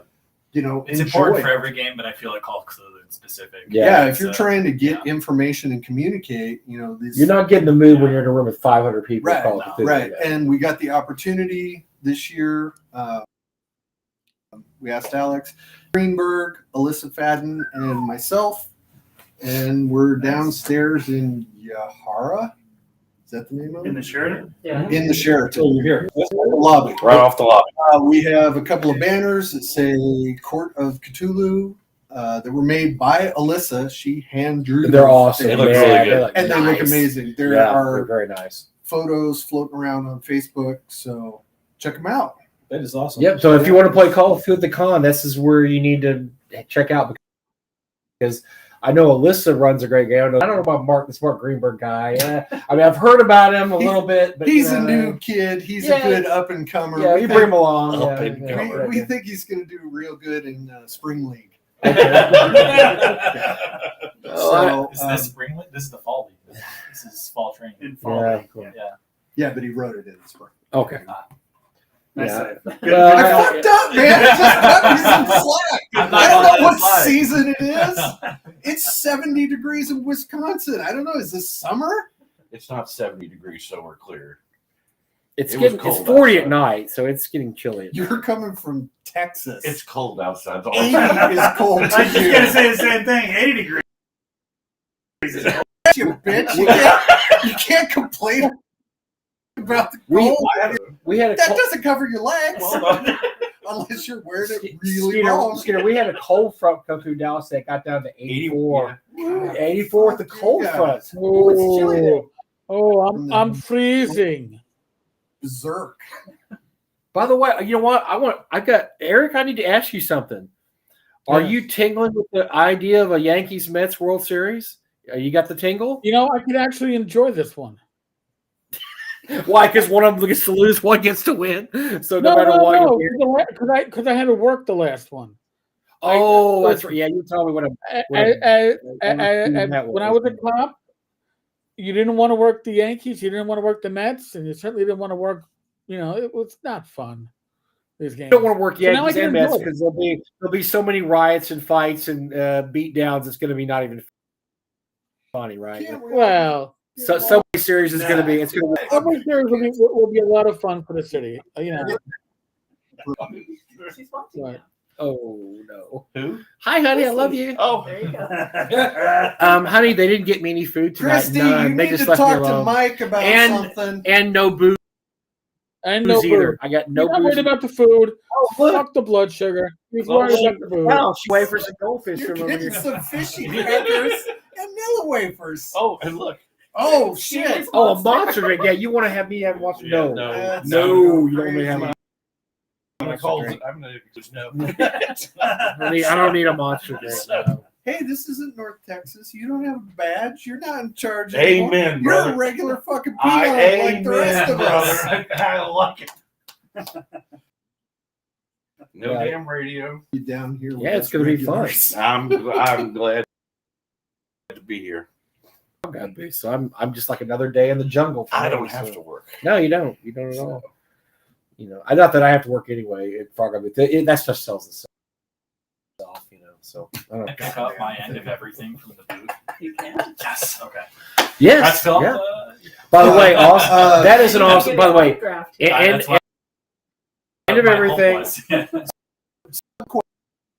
Sir, I think. You can. did you Yeah, back? was Did you it back the Alan? Kickstarter? Alan paid. No, I Especially want. my- There you go. That's No, what our mission no. is. I already got mine. The Slips book. Yeah. It's gorgeous. Yeah, it's really nice. It really looks good. It is just a beautiful. And piece of Alex, work on that. and oddly enough, Alex is at this convention to sign them. Like, Weird. It's yeah. weird that he's here. Yeah. It's bizarre. yeah, What are the odds? they must have paid a so, lot. yeah, They it's- clearly, open the pocket. Yeah, unfortunately, I didn't bring my Fee copy, is so exorbitant. sign my hand, and I'm gonna get sweaty and put it on my book when I get home. So. Nice. Oh wait, never mind. Because guess what? Alex is a guest at our convention too. Yes. Boom. That's We true. don't have to worry about it. Oh, There you go. God, Just had- nerds. Yes, it's gonna be awesome. So yeah, so it's going to start happening tomorrow. When do we open our booths tomorrow? 10 o'clock. 10. Well, I don't get up till like 10:30. Is that gonna be okay? Okay. You get the second half. Oh, okay. That's already been accounted for. Like I'm meeting down there. I've got a stone massage. Yeah. That's not how that works. Never go to work. What's wrong with you? I'm 61. I don't do that anymore. Everything runs on my time. I don't really- Where's I your don't really- special guest badge? I don't. I'm not a special guest here because Alex. Because you don't Alex work and in the booth. Alex and I talked about it, and he doesn't want me to lesser guest. He mentioned. Yeah, he mentioned your name. That was one of the ones. Me. I am the bottom rung. So we're clear. I'm Well- an undocumented special guest. Well, So, Too soon is a toss up. Wow. You can't say shit like that, man. You can't do that. You are up in the battleground states now. Yeah, Well, this it is ain't different, Texas man. anymore. no, this is gonna be very interesting because this is Gary's first GameHole Con, and so what's great, and I have talked about this for years, and I will give Alex all the props. This is the best run convention I go to. It is by far, probably in my whole I life. would agree with that. Yeah, it's absolutely the best run convention, and so not well run because we only have 500 people. It's run as the way it is. It's just run how it is. But I want Eric to see how well oiled machine of con like 5,000-6,000 people is run because you'll see that and you'll be like, wow, this guy, he knows what he's doing. This I'm is taking put on. notes. Okay, are you taking notes? Okay. Okay, well, don't expect those notes to actually happen at our con, but just go ahead. We don't have his budget. Yeah. That's the problem. Yeah, you're right. We got an issue there. We could raise the attendance to 5,000 and we would be doing okay, right? Sure. Perfect And just put 10 on the end. I'm about to have a stroke right now just by you saying that. It's Oh. Mentioning all the special Of guests the you have two coming. conventions. yes, Oh, we it's do. here. We have a lot. Yeah, we do. And Alex Yeah. posts half our list. I noticed we had 9 guests. Or Alex Yes, had 9 of our guests Constitution. who we had our Of con first That's So- true. because we started to poach our guests. We don't mind. We let Alex have. we let Alex- But he did actually invite me, so I'm on the list. Because no, he just invited you. For 'cause reasons. He felt sorry for you. Yeah. We a lot of us did. We all everybody did. does. Yeah, Yeah. we all did. But Can you legally be in Wisconsin? I cut off my ankle monitor. I'm not hearing any of this. I'm not hearing any of well, this. speaking of ankle monitors, we're skeeters. I haven't seen it in a while. Boy, okay. We took a lot of showers with it. It's like at this point 4 or 5 months, so it's getting a little looser. How did this become about me? It's funnier if it's about you. Come on. I think we Because should everybody- throw Gary to the. Everybody expects me Tigers. to be a good person. No, it's more fun. Not everyone. No, some people know you. I know. Yes. Oh my god. All right. What have we not covered tonight, Eric? I Because don't know, we have man. the greatest knowledge here. Power. We haven't Shit, talked we about must that. be- Oh Specifically my talking about God! you. Don't. No. Okay. I shot. Cool off the next 30 minutes. We got 30 No, we're minutes not, of talk we're not here. even touching that one. We're not even going to touch it. on to talk about Rings of Power. So Please, leave that'd it to be so Ben fun. to just throw a grenade in the room. No, Anyway, guys, I love that. Gotta go. Yeah, you know what? No review, and we're going to talk about that later. I'll talk about it right now. I'll stand on business. Wow. How did you like that thing? Because I'm approaching it not reading the Silmarillion, which they don't have rights to, like everybody else in the world. So if you see it through the lens, So thing, if it's just our fan thing saying, okay, this is okay, right? Yeah. Okay, then why even connect it to Lord of the Rings? Just call it generic fantasy better than adventure. I expected, which was true. I didn't say it was. I expected it to be a 2 out of 10. I mean, that's not glowing. Yeah, okay, all right. And Middle Earth, Lord of the Rings, But where does this J.R.R. fit? Tolkien property is only a 5, and it's not the Hobbit movie.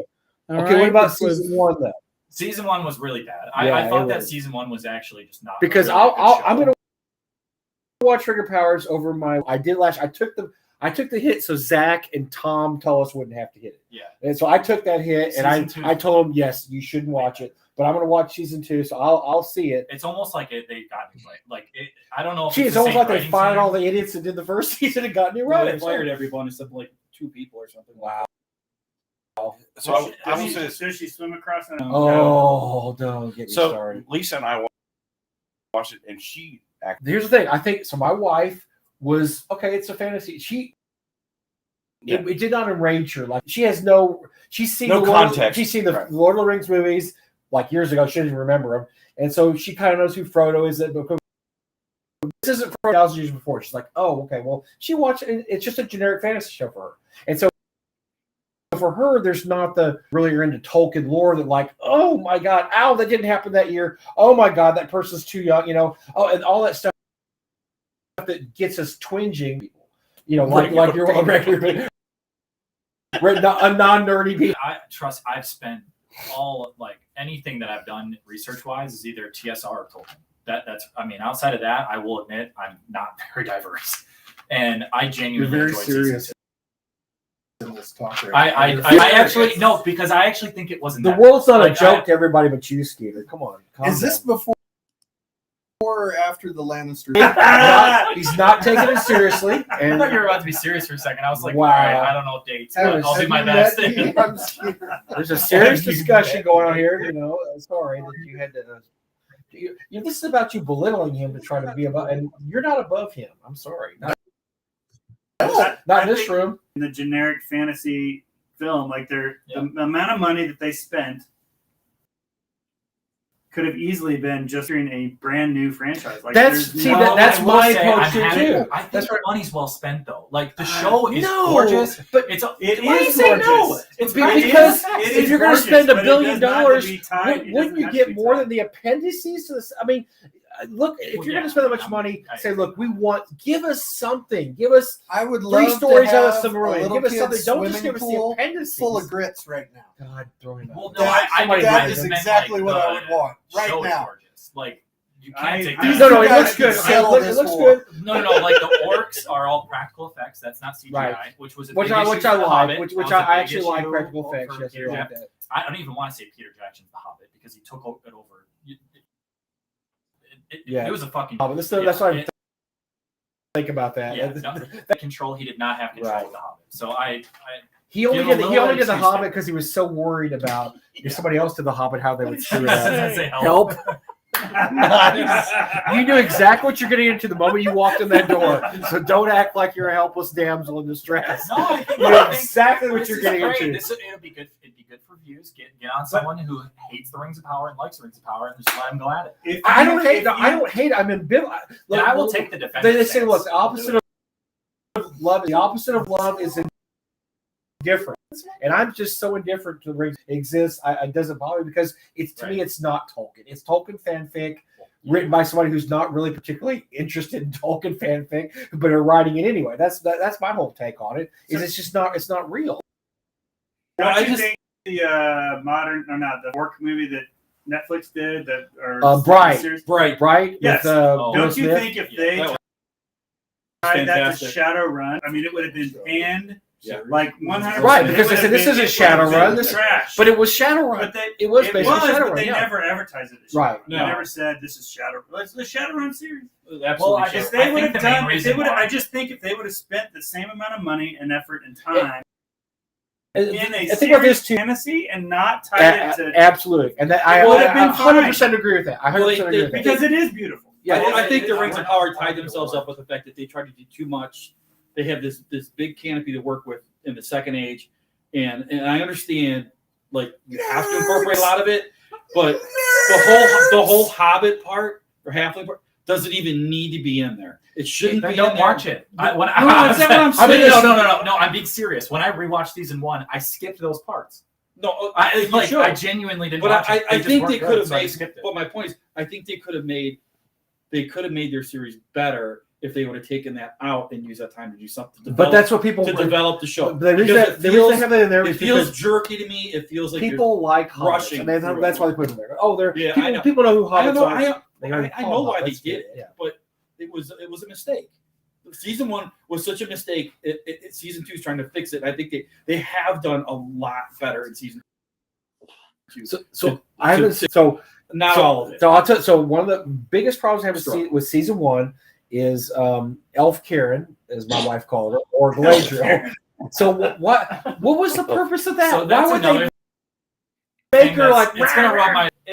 Of course, Galadriel's temperament that we see her in the Silmarillion and obviously in the Third Age is way different than they portrayed her as. But Galadriel had a little bit of anger issues too. Letters to Tolkien that he wrote back to fans, and so it does exist. So everyone pretending it doesn't exist it's a little disingenuous. But a lot of that they went away from. They went away that's good. From That's the part I didn't like about the first season because the things that didn't because work, you don't make your main character unlikable. She's unlikable. I was like, I don't like her. My wife didn't like her. That's why I think season 2 didn't like her. I just want to reiterate that we're arguing from a 2 to a 5. This entire argument is a 2 to a 5 out of 10. Okay. Well, and here's the kicker part. Here's the kicker part about arguing from 2 to a 5 is they're spending $1 billion on this. Yeah, right. And you just have to think for that kind of money. And I just think it would be a 5 to a 7 or a 4 to a 6. Probably. If it didn't have Tolkien. And then think about all the great fantasy properties that are out there that they haven't screwed up. I mean, they screwed up Wheel of Time too, but that they haven't screwed up that are still out there waiting to be adapted. That'd be great. I mean, how about Abercrombie's books are awesome. I would love to see an Abercrombie series. I mean, there's they've never done the Stephen Donaldson stuff. That would be hard to do. That would be hard to do. That's a tough one. I think that there's something to be said about like the day that in which it's getting released in. If Peter Jackson would have released The Lord of the Rings nowadays, I think it would have gotten shit on out of existence. I don't think people would have liked it. Boromir, Faramir are so different than they are. They're not even the same. When the first movie came out, there was diehard Tolkien people that crapped on it. That were just because Tom Bombadil that was a big thing. I'm not watching that piece of shit because Tom Bombadil's on it. So, but that was when the internet was just starting out. One of the most important characters in the series, period. Yeah. Especially because all the gifts that he like. I've been abducted into this Tolkien debate. Once again, that's why I'm saying you knew what you were getting into when you walked in. I in fact did not know. We can dial it back. We can dial it back into gaming and how TSR illegally produced Battle of the 5 Armies. Oh shit. Which, by the way, isn't that great a game? It's not a great game, but it's a great collectible. Yes, I've sold 2 or 3 over the years. Is Eric asleep, or is he still after that? No. Okay. I think we put him down with the Rings of Power. We ended up. Okay, I'm being serious. Have me and James Spawn on. We'll talk about it. It would be a lot of fun. Dude, you really want to say? No, I'm not taking him. I said talk about it. I said conversation. I want to learn. Too. Oh no, I'm not. Spawn is one of the smartest people I know on earth. No. I mean, I'm not saying that you're not bad. You are. I'm just saying. Let me also clarify. You don't know a lot of smart people. I selfishly think I'm like trying to set this room an idiot. Yeah, I know. I'm not saying you're an idiot, but I'm just saying, like you said, from 2 to 5, we have here from 11 to 3. I will fully knowledge on Tolkien in the first age is okay. I mean, I know like the time. I bet James can speak elf. That's what I mean, come on. He can probably do the debate in Elven. Hey, Mike, he's the one who taught them how to speak. Yeah. All right. I would never want to debate him. I want to talk to him because he's. Well, genius. I mean, there's a but like as far as the Rings of Power go, like he's not going to say anything that I already read, right? Sure. I mean, the timeline is what it is. That's not new information. They scrambled it. They mixed everything together. Yeah, that's and the way the rings are crafted in which time it's all way different. So like. Well, so that's like you don't. I guess what drives me crazy is the story is a compelling, interesting story. How the rings were power formed. That's a compelling story. I just felt that they lost a big segment by not being more faithful to the Tolkien timeline, whatever. Which wouldn't have been hard. It'd have been very easy to do. It just change a few sentences here, words here, this and that, and you could have really pleased a lot of Tolkien purists by just saying, okay. I think you're also trying to please too many people because they're trying to. Again, I keep saying that they tried to do too many things. The whole Balrog sequence, he doesn't even show up in that entire age. There was no need to do that. And then it's like, oh, he kills the king and he says, "Oh, there's a million doors in my mouth, but I'm gonna go back to bed now." I mean, okay, I know they wanted to use it because it looks awesome, and honestly, when you see the scene on TV, that Balrog, he looks freaking amazing. Yeah. I would want to do that too. Yeah. But there's shoulda done it, or should do it or not, or. Because you like to just do because it, you can doesn't mean you should. Exactly, right? Well, I just think it's more of like a conversation of like, should they have done it? Obviously, no. But what they did, was it good enough? Like when I was watching it, spending my time? Yeah. No, it did look cool. Like I agree. So that's where I'm coming from. I I'm coming from a point of view of like, I spent an hour watching each episode, didn't regret any of them. Like I actually, well, you have a good point. Last season, I was like, I think a lot of the it's just it's old man that it's not going to change. I'm just bemoaning what could have been, right? And that's probably when you get old. That's what you do, right? I mean, you start talking about this could have been better. We're not going to be around to see the next time they do. But to your point, though, I think they made these shows for the straights, for the people who don't. Absolutely, it's not for the Tolkien. Yeah, you're not going to make a ton of money selling to Tolkien people. Roll insanity right now. He's already got that. Yeah. So never mind. I also wonder. Right, now so I gotta like get a dice the other roller. thing I wonder too is Fuck, I was like sleeping. I was fine. because I feel like Tolkien's fantasy. There's no way you were sleeping. It's too noisy. Versus people, it's just not. It's not interesting to people anymore. Right. Yeah. Yes. Well, It's the damn thing of like what could have been. But it goes back. So it goes back to the fact that Hollywood is really weird about fantasy because I think what was the other one that came out? Willow. Oh my Willow was God. no. What's the other series that Prime had or Netflix had? 47. I think I made my sanity What? roll. I think I'm okay. I don't know about Shannara sucks. No. Yeah, that's based on like a lot of sanity. Are you talking about an Amazon Nope, show? failed. Yeah. Sorry. Amazon show? Wheel of Time. There was one based on Eddings book, not Eddings books. Shannara, no. Good. Narva? Shannara. Oh God. Yeah. And so I just think that show. I think there's a basic There's a basic thing about fantasy. They just because they just can't help but meddle in it. Like, okay, we need to. I don't get why this is like that. They're not familiar with fantasy. It's the same thing when they first started doing comic book movies back in the late 80s or 90s. They were all terrible because they didn't understand superheroes and respect superheroes. They didn't do it straight. They did campy and weird. I have a theory on this. Oh, I think it's because Hollywood stereotypes they think their viewers are. Like they think they're fantasy geeks. They think they are a certain way when they're really not that Right. way. Yeah, And when they made all those early Marvel stuff, they thought comic book people were a certain type of geek, and they just totally missed the mark. Yeah. And No, therefore, I their agree. I product agree with a missed lot the of mark. that. Yeah. So that's why I think shit. fantasy. I mean, there's a generally reason sucks. when MCU the first Iron Man came out, it just like everybody was like, "Oh my God!" It Right. actually the lore. It pays attention to the lore, and that's what Right. none of these fantasy series are doing. 17. I think I made that one.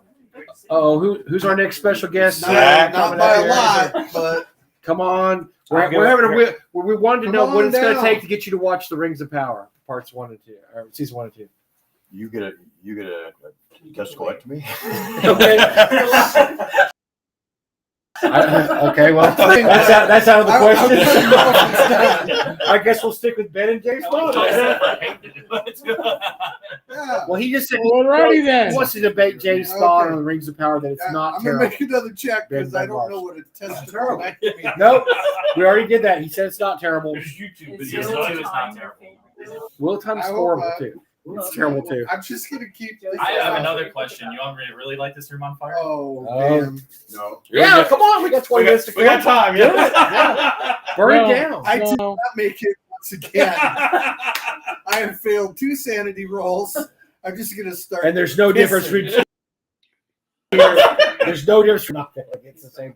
Really All right. surprisingly, not that much. Yeah, I was gonna say, isn't that the same person? Okay, bring it on, Ben. This is All going right. to be really offensive. Okay, well, come on. Hold your ears, You got Jen. acolytes? Jen, cover your ears. Oh my God. Okay, go ahead. Shit. I Oh, love the acolyte. No. You'd be I didn't thrown out watch of the the room. acolyte. You'd be I dismissed did from the room. not see a single There's a episode. big. What I will say is there's a big difference between Rings of Power season 2 and the Anything that you acolyte. hear You about can't it, put them it's in the same camp. No, They are because the worse. acolyte is The acolyte is genuinely one of the worst things that's ever. So I did no, not my hear actual any question good is, things Dude, about it. do you think that these generations who watch the these characters will say these movies are made for? 5 minutes literally. Do you think anyone's ever going to In be the pleased show anyway? Of Showtime. Well, the fan, you're never going to please a lot of fandom, but I'll give you an example, and this is the example I look at, is the Lord of the Rings trilogy, even though it did not exactly the books always, and they're really pissed off. Yeah. I know a guy that still never watched the Jackson trilogy because the Tom Bombadil was. Well, he should. He hasn't watched because it. it's not the books. at all. But here's At the all. deal. It was good enough to where I liked Tolkien. I enjoyed it a lot. And it wasn't just because I think, oh my God, Tolkien's on the screen. I Peter made Jackson one. cared about the property, and he did a I good made job that one. of making it. Okay, And that's the problem. Is I think that as long as you respect the property, I think the fans will go along with you. If they see that you're a fan of the property and you respect it, it's the problem is we have so many people now that don't respect the properties. Well, I But would the be Peter Jackson hesitant to paint with a broad brush though, because it like a lot of the interviews with the actors from the So Rings of Power and articulate. stuff, they are video material. Are they really, or is that you're listening to Hollywood? the, no. No, You're they listening to were. you're watching the The interviews ice from the trolls actor. are one. I was out. But okay, we stopped talking about. Oh, that shit. no, I fully agree. Yeah, season 1 is So, horrid, but but season 2 is actually. he gave season 1 a 2, and then he gave season Okay. 2 a 5. But He as gave far as respecting the property, at least the Jackson Lord of the Rings movies were close to the book. I know they weren't. they were close enough. Like I said, I like Tolkien. Close I was enough. okay with them. Like, okay, there's You some know, things are not in there, They're all but it was filmable without amazing. It was being just changed. it was such an Yeah. amazing thing to think that somebody actually put on screen and actually resembled the books because we're It was used close. to It was we're used to close. stuff that doesn't even resemble anything. And like, wow, Well, that's actually that. I'm cool. going Is he on down the a show? slippery ass slope. And I will say I'm more positive on season 2 also because That's the side of Tenkar. I felt myself being negative about season 1.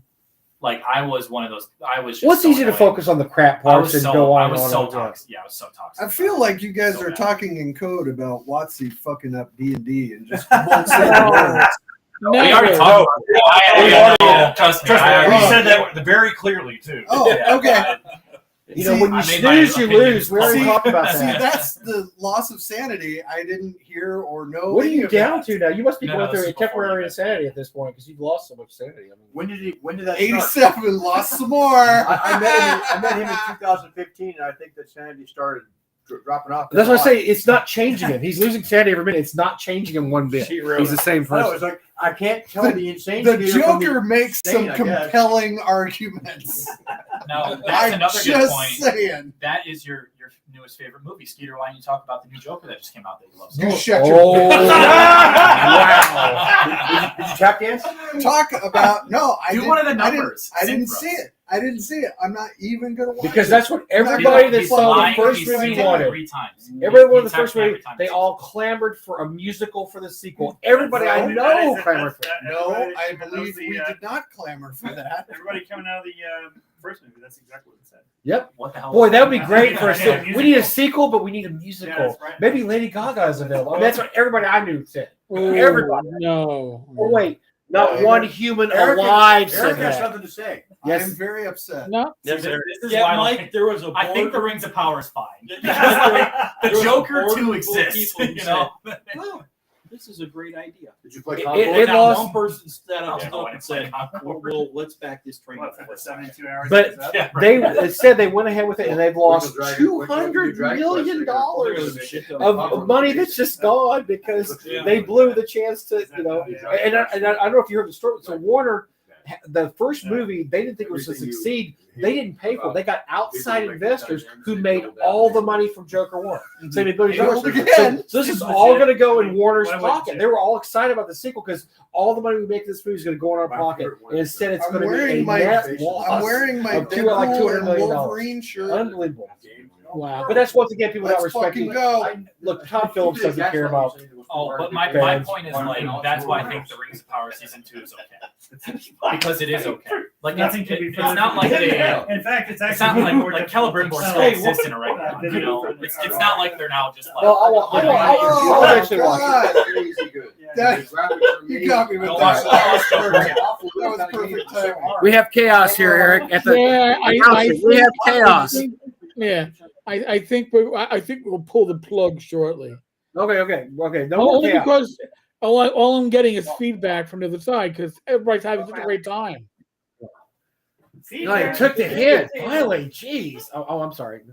Are you saying this isn't a good recording? Is that what you're? It's on my computer and the hotel room. I mean, not a good. What do you mean? No. But hold on. We had Zach just came in. We haven't talked to Zach yet. Zach, come sit in our seat here between your two male friends that you. I warmed it up. If you were hoping to see, God damn it, Zach, we now have Zach. Both have. What are you doing here? What are you doing at the con? Tell us a little bit about that. What's Frog Guy doing? What is Frog Guy doing at the con this year? My wife gave me plane tickets that I had to show up.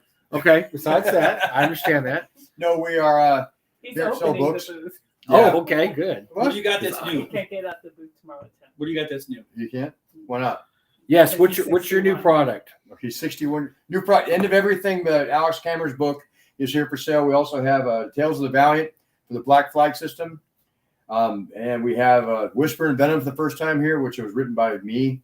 That shouldn't be convince you, but I did write it. Where's my box set? You bought one. You have one. I actually put yours together out of pieces to make sure you have one. You begged me. Anyway, such disrespect for a genius of gaming like Zach. I'm sorry. Ignore him. Go ahead. Yeah, no. And, how much do you want to give me? No, I'm actually excited to be here because I've had a hell of a year. So it's kind of fun to actually be away from home for a week. It's been kind of nice. No shit. And that sweet little doggy that you're always pointing at and being real mean to. I keep hoping that dog bites your finger off. It's a bad No, it's dog. not. I want it to bite your finger off. I call that dog on the phone and say, next time he does that shit, bite his finger off. The dog is going to start wearing a helmet pretty soon. If it's the last thing I do. That's total disrespect for that canine. How dare You have not you, met sir. the dog. You How don't know dare what you, sir? How you dare don't know what you? it's like. So yes, we have Zach's travails. yes. End of everything. The Alex Kammer's new book. We will have it at the booth. I didn't know we were having Tales of the Valiant. This is the rule book. Those are the monster book. Oh, the monster. Enemies of the Valiant. Okay, so they came out with the monster book before the rule book. Watson came out with the rule book before the monster book. Well, they had their own monster book. We haven't sent by the same time. Ah, okay. But Wolfgang had asked us if we were interested in supporting it way back when. I don't remember the OGL instance. You know. Oh, yeah. We talked about that too. Eric and I did a show about that. Yeah, you once may have or done twice, one too. yeah. You know, when that happened, they were talking about the ORC license, and we were involved in the discussions about that and getting that up. And he asked if we were interested in doing it, and we're like, "Well, sure, yeah, we are." And Edwin Nagy went through and did a lot of the work to make sure that was following their guidelines over at Cobalt Press, and that book we did really quite well with the Kickstarter. We're pleased with it. It's releasing right now, so we have these are the first copies for sale if you want a Kickstarter backer for both this and the End of Everything. Nice. And so they're both great books. The End of Everything, they're both some of our best looking books we've ever done. And the End of Everything, unfortunately, we don't have extras really, but we made a collector's set that had a screen and two different versions of the book, plus a short, like 16-page digital extras became printed in a sleeve, wrapped and shrink wrapped real nice, and we're real proud of it. We worked. I worked real hard to make sure Alex was very happy with that, how it came out. Now, Mark Greenberg did the initial project lead on that, and he did a really nice job. Him and Alex worked real hard. And then when Mark had to do something else because he actually has a life as opposed to me, I took over the project management for the production part of it, and we're really, really proud of it. It's probably the nicest thing we've ever created. We don't have extras for sale. Sorry. Wow. I talk about that, but let's sell this product. He hyped it up, but there aren't any. Good luck. By the way, you can't get it. I think we have like 8 of them left. It's trying to pump up the secondary market. Yeah. The core book is. We have the core book here. I've got my copy at home. It's going up on eBay when I get Cha-ching. Thanks, Zach. Appreciate that. I've got the collector. Well So done. You can go. You can go back to college. You want to go back to got better on college? these newest releases. It's just getting better all the time. So we're making good stuff we're real proud of. So it's an odd time to be an industry person because it's so much unknown going on. And the Wizards of the Coast, their leadership has been interesting. That's one word for it. Yeah. I'd say that with so many unknowns, the fact we're making books so good really makes me happy.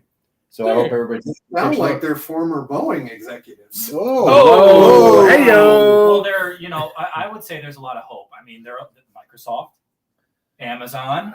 It's a bunch of former tech bros who are now working and there. they have a track record of success. Nothing's been better than Xbox. Track record of Well, they bought success. Blizzard Losing too, money. so, Well, yeah. they can't go down the dumpster again. So it's already been. Well, you think? I saw Concord advertised on my PlayStation for a day. They're still updating it every day on Whoa. Steam. Don't give up. I'm not giving up. Don't give up hope. I think they're up to. I think they're up to more likely to buy it now than I was then. How many people? Wow. How many people are on that server right now? Take a guess. It's over. It's on. Four. Take it on. Yeah. My favorite is Dustborn had 22 people playing it for a while. Oh wow. That was like the high point of their Okay, how do companies that make all this money, how do they It was subsidized. do by- something so badly and the they Norwegian and the U.S. government subsidized Dustborn. but still it's somebody along the did. it reminds me somebody along the way had to say something It's like drug money laundering. That they're doing. They're I laundering drug think money. it's human trafficking. It's certainly killing brain companies cells. just actually suck at making games. Like Sony. but Kind of nowadays I something. guess the bars are so hot, much harder. They're making stupid decisions, but more expensive stupid Yes. decisions. Buy Black Myth Wukong. That game is awesome. Demio is still a cool as shit game. No. Okay. I'm still playing Fallout. So I'm in the middle of stuff too. Right. Old school. yeah. I'm playing all the time. Gary's playing. I'm always on Scott. Old school. Hearts of Iron 4, believe it or not. Oh well. I need something. I can't play You any ever play games. one? Zach keeps No, telling I me have you my gotta Switch, get this that's why game. I'm okay. Hold on, no confusion. Everybody, quiet, everybody, quiet. So this is actually a good thing. So, but Ben, what game are you playing right now on the console or the computer? What's your go-to video game right now? World of Warcraft. Which is okay. Zach, what are you doing? I know you, I split my time between Black Myth Wukong and Space Marine 2. Bill. You got anything going? You just keep skipping me because I don't play anything on a console. All right. No, that's not true. Gary, what do you got? I don't play on He console. plays I play on mine. computer. He plays the Okay. shit out of mine. But like, Both yeah. games. I did play like the first one. Oh, Yeah. Like So I've got a Their Red Dead section's not your thing, Redemption huh? going, which is I'm to shocked me, to hear it's that. my money is the best video game ever written. Which one? It has been Red Dead Redemption. Red Dead. It's incredible. It's absolutely incredible. Zach told me not to play that one because I would get frustrated. You would, but it's the story is the best story of any video game ever written. No, you would. How come you talk to Zach like an adult and you talk to me like a kid? Don't even go Think there. about it. Slow it down and then redo it. I Yeah. heard it. Yep. Are you playing any video games, Skeeter? What My do bad. you got going? Video I game. am playing Demio. Oh, Demi. Okay, Jen. What do you got going on the I video? play Demio when they let me. Wow. Okay. When When they let you, So what? are you only talking about console games? Whatever. Yeah, whatever you're So playing on the PC, sometimes if I get time, I'll play Hearts of Iron 4 or Oh, that's a cool game. or That's a good Satisfactory. game. That's a good game. So I myself am playing Battalion Fallout Three. 76, Oh, Red Dead wow. Redemption, and I'm a sucker for Madden football. I'll play a Madden football game. Okay. I throw a We Madden. need to play Madden. That'd be fun. You would kick my ass so hard. I would pay to watch I'm that not- happen. I would Good. too. I would too. Let's do it. I'm not saying I'm good at it. Okay, I'm it's saying like I'm Cowboys good. versus All right, anybody. I'll bring it. This You could play the perfect. Cowboys. And I'll do He play really could be good. the There you go. Chiefs and he could be the Seahawks, and I can cry. He could be during the Cowboys. I could be the Chiefs, and you could No, be you be the Cowboys. a high school team, and Oh, you would beat shit, me on you brought Madden. up Wait, the Cowboys. oh my gosh. Wait, Eric. Wait, I can't believe I'm blanking right now. But What? Jets or Giants first. And then, oh my God, the Jets are so back. Well, Thank you. sort of. That's why.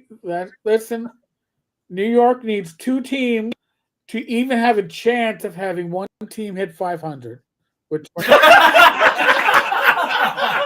right? So we make up for it in baseball. So, you know. Look how far you've fallen. True. Well, I just, it's fun. The Jets are so funny to me because all the Jets fans, not you, Eric, they were all bowing up when they got Aaron Rodgers. This is going to be kick-ass. And then 4 plays into the season, he's out for the year. So it's wasted year. All right, we got him back this year. It's going to be great this year. And You ever been to Meadowlands? yeah. And so I don't know what's going on this year, but, you know, I hope. The Jets stole the Cowboys playbook. They're doing things exactly I think Jerry's the running same. both teams right now. He may be running All both teams. 3 teams, maybe. Come on. No, he would have not got Devontae Adams through. That's true. What's funny is that Mike thinks he can talk and he's from Dallas. I don't look. Have I pimped the Cowboys one time this last year? No, You don't He have can to tell you. You don't have to pimp them to be part of that. I don't pimp the Cowboys anymore. When Jerry Jones dies, I'm back. And I'll tell you that. I'll say that right now. If the man dies, I'm back. Other than that, I have nothing to do with him. That's a compassionate thing to say. He's gonna He's be 11. He's a defined life. I don't give a shit about him anymore. He can die tomorrow, and I'm like, okay, he had a great life, right? I mean, he was banging hookers. He was on a football team. He has a bunch of Super Bowl trophies. Great. Now let's move That's on. Robert Kraft. Except that he's a winner. He's a Pervo winner. He was. He's dating a 24-year-old at 83. 24 years old. No, God, people say that like that would be so awesome. Like that would be horrible. Yeah, you know. Yeah, Would you want to date a 24? No, Absolutely, absolutely not. Right. That's Absolutely ridiculous. not. No, I want. There's I gotta be dated a rule. I dated a 24-year-old when I was 34. I almost died. Wow. He was tired. I think when I was 24, I was dating 24-year-old. I was out. Yeah. Yeah, that's not a good time. God. Yeah, that's no. Ben, you got a few tough years ahead of you. Unless you can always go older, which I would recommend personally. You know, I'm just saying. You know, old woman will teach you things. She'll teach you a lot. You'll be better off for it later on. Listen, right now the number is just love and compassion is what we're looking for. Okay. We're not looking for the number is what it is, but we're looking. Yeah. But Sure. not for nothing. If you get a sugar mama, No. I mean, it worked great for me. Not for nothing. You want a dog? What? The hell? I have an extra one. Don't say that. You know what? Do you have an extra dog or just yeah? I need you to promise you something. It'll be at my If you house. get laid off by Boeing, would you fly down there and take that dog and beat? And by the way, out the door, beat the shit out of him, and then take that dog to ice compassion. Beating the shit out of the dog. No, him for treating the dog bad. I can't stand it when he's mean to that dog. No, but yes. Okay. Thank you. You'll do half of it. Yes. But I can guess which half. It could be either half. I bet you can't guess. It's a I'm 50 going to chance. go down there and have lunch with Zach and beat the shit out of a dog. Okay. No, I don't want that to happen. I just want him to pay for pointing his He finger at lost that. too much sanity. He got it. He was all pointing. mixed up. He's pointing his finger at that poor little doggy all the time. That's not see right. it. That's not right. Oh, But that his finger is going to be trouble. Yes. Yes. I mean, you are the champion of the oppressed. I mean, you need to be a superhero. He's talking to Skeeter Green, by the way, just so everybody knows. Yeah. Make sure Yeah, it's this is clear. the most compelling podcast ever. Yeah. Well, one of those words. You could put on a costume and be out there fighting for all oppressed dogs, and I think you would be good at it. My dog. And this is a Hey, room he full dog of sober people. If they were drinking and now He would like to be dog food. I would like- Yes, he would like to be dog food. I would not mind being dog food. He probably has a costume at home for Halloween. Maybe. It's not for Halloween. Don't kink It's shame. not for Halloween. don't cause shame. For having time as well. Get the sexy dog. Why are the Jed comes out? There's candles lit. Why are the candles lit? Dog pool comes out. Floppy ears. Skeeter, the insult comic dog pool. But you have to Oh light God, the I candles. can't breathe. You have to shoot a gold deagle lighter at all the candles. Oh, Dog comes out. That little brown nose. Nothing but abuse. And Jay goes, not again. Nothing. I've had a tough time this week. Jim, here, boy. By the way, we're talking about. By the way, to avoid confusion, we're talking about his wife, Jen, not Jen. No. Nobody's married to. Maybe still married. I'm not sure. If she don't watches know this now. podcast, Yeah. it may be over. So we That's don't know. okay. She doesn't watch it. Okay, perfect. Yeah, my wife does. Unfortunately, Oh, well. your wife doesn't. Yeah. It'll go through Oh, the Wise man. Network. Well, that's a little bit of the hilarity going on at GameHole Con. Yeah, I advise a lot of everybody that fun. everyone to go to get there, but I'm gonna. God, I'm laughing so hard this week. This is why we do it. It's not for the games. it's for shit like this. Yeah, absolutely. Wish you were here, Eric. Man, you got to come back, man. You gotta come We're back. working on it, man. We're working on it. Hey, retired, as you know, means like fixed income. So, you know, I hear you. No, I- my wife retired now. I've had a certain expense over the last 2 years. Absolutely. If mine gets fixed, I'll watch the Rings of Power. Already on that note, we are not going to top that remark. Don't know if we want to. I will keep you to it. I will watch it with you on the phone and keep talk you through it. Oh my God.